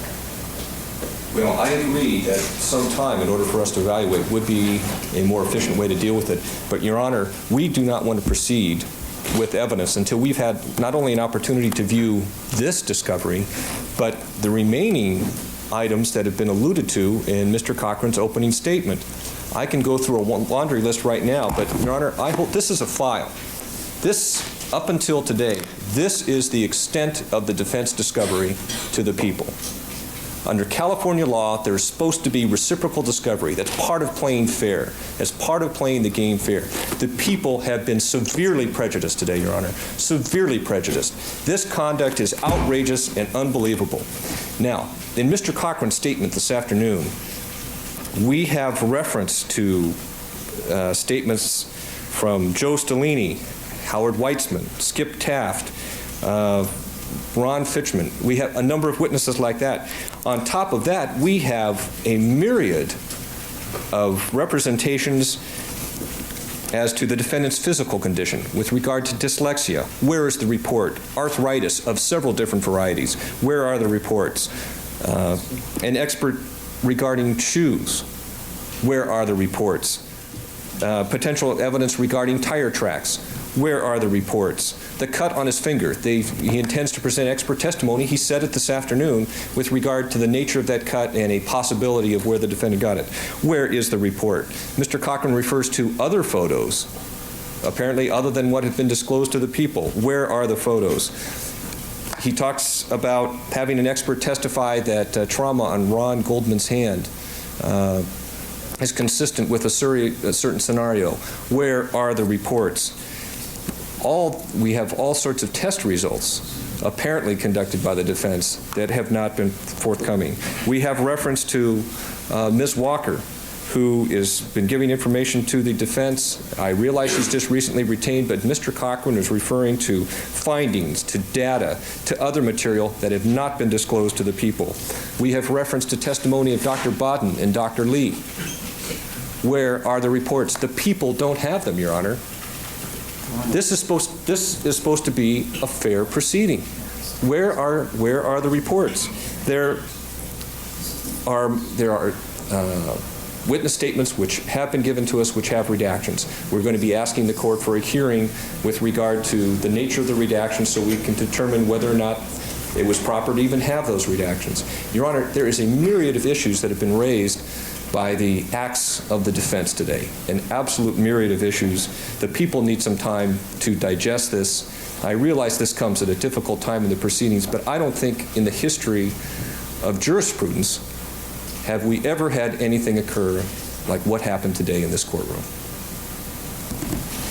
All right, Mr. Douglas, would you address the additional issues that Mr. Hodgman raises that... Certainly, Your Honor. Your Honor, with all due respect to Mr. Hodgman, and he is a colleague whom I respect, he has never practiced law as a defense lawyer under Prop 115.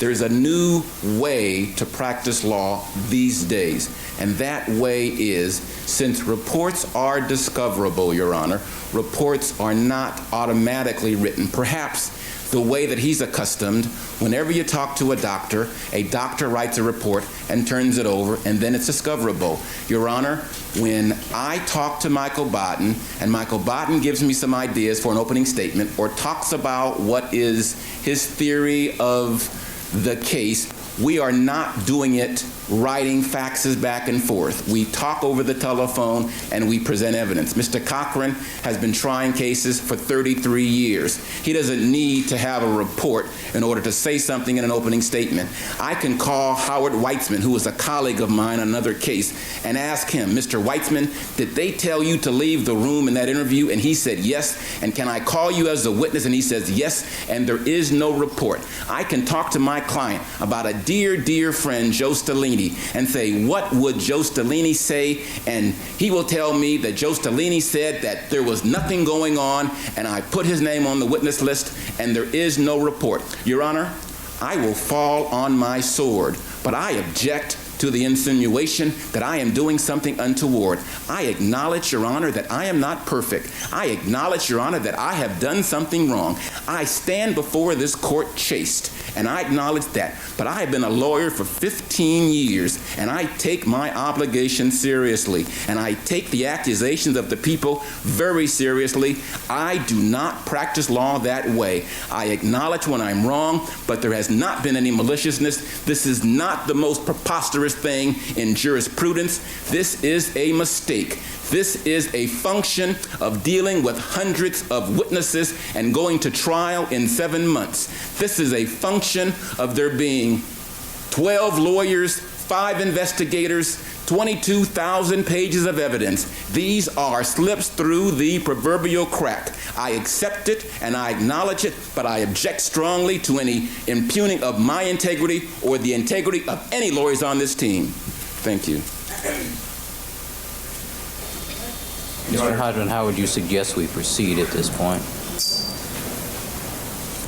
Since the ball seems to be in your court, you're the aggrieved party, how do you want to proceed? I am the aggrieved party. The people, well, I am not, Your Honor. The people are. You represent the aggrieved party. I certainly do, and the people are deeply aggrieved. Your Honor, first of all, we will provide to the court a case that says the defense cannot circumvent discovery laws in the manner suggested by Mr. Douglas. There is a case on point. We will provide it to the court. We'll let the case speak for itself. As far as Mr. Douglas goes... That was part of mine. Do you expect me to believe that comment from the day before? I'm sorry? Never mind. Oh, in fact, I recall, yes, Your Honor. Yes, I think the court is familiar with the case. Your Honor, how do we proceed? We don't proceed at this point because we need an opportunity to deal with what has been unloaded on us. Counsel, what we are doing, we are breaking early today because of the juror's obligation. Let me suggest that we do this. Do take the evening hours to examine what has been presented to you. Do prepare whatever letter brief you feel is appropriate. Obviously, fax a copy to counsel.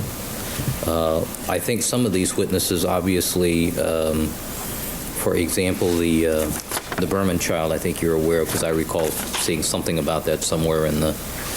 Some of these things may not be egregious errors of discovery. Some of them may be very fundamental problems for the people's case. that you may not feel comfortable going forward without having some substantial investigation done. I understand that. But what I'm asking you to do is take a few deep breaths, evaluate what you have, evaluate the record from today, and then come to me with a proposal as to how we proceed tomorrow morning. Your Honor, I just think it would be a more efficient way to do this. we will do that. What concerns me is what we don't have, what we have not been given. The court is familiar with the law. The court, a couple days ago, stated, you expect me to believe that. Now, Your Honor, this is just a question of fundamental fairness, and fundamental fairness for the people. The people, too. We have Well, Mr. Hodgman, I agree. I understand the point you're making. And what I'm suggesting to you is that in a coherent, witness by witness, item by item, you determine what your position is. Because the sanctions for failure or delay in discovery are oftentimes very severe. And if you recall in our discussion from yesterday or the day before, your first position was preclusion, which is the last step the court can take after having exhausted all lesser remedies. So I want you to be very careful about how you do that, because if I preclude something and the Court of Appeal or somebody else decides that I've abused my discretion, oftentimes that's reversible error. And there are enough landmines in this case already. So let me suggest that course of action to you. Thank you.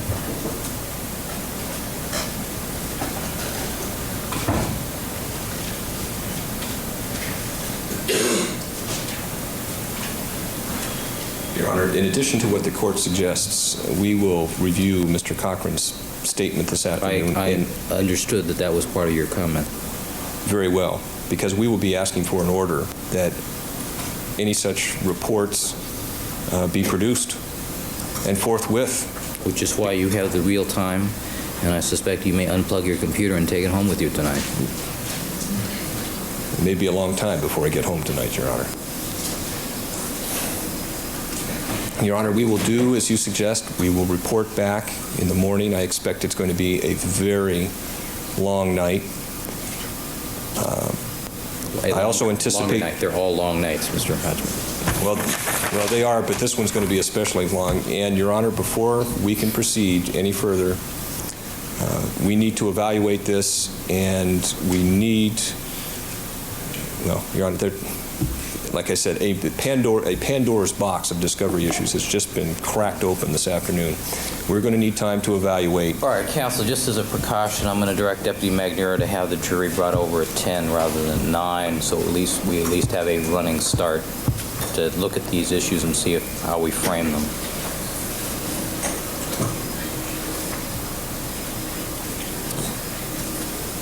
I appreciate the court's optimism. 10 o'clock may be early, but I'm always optimistic. I know, Your Honor. All right. All right, any comment from Mr. Cochran, Mr. Shapiro on the discovery issue? Mr. Douglas, I'm sorry, you're the discovery sword man. Nothing further, Your Honor. All right. We will stand in recess as far as counsel are concerned until 9 o'clock. And Ms. Childs, can I see you, please? Ms. Childs. All right. I was going to raise the issue of the no walker press conference. I was unaware of that. That's what I was going to inform the court. So if I understand that Nicole Walker intends to have a full press conference this afternoon concerning the reasons for her involvement in this case. The court should be aware of that because it's a questionable ethics and conduct, and I think that I thought it should be brought to the court's attention. Well, that person is not presently within the jurisdiction of the court, so I don't know that there's anything I can do about that, or would be inclined to at this point. All right, but thank you for advising me. This defense counsel's witness, perhaps the court would like to advise defense counsel of the advisability of a press conference of that nature, but perhaps not. I just thought you could know. Thank you. All right, thank you, counsel. This podcast is a production of Court TV. Go to CourtTV.com for more content, trials on demand, and to find out how to watch Court TV in your area.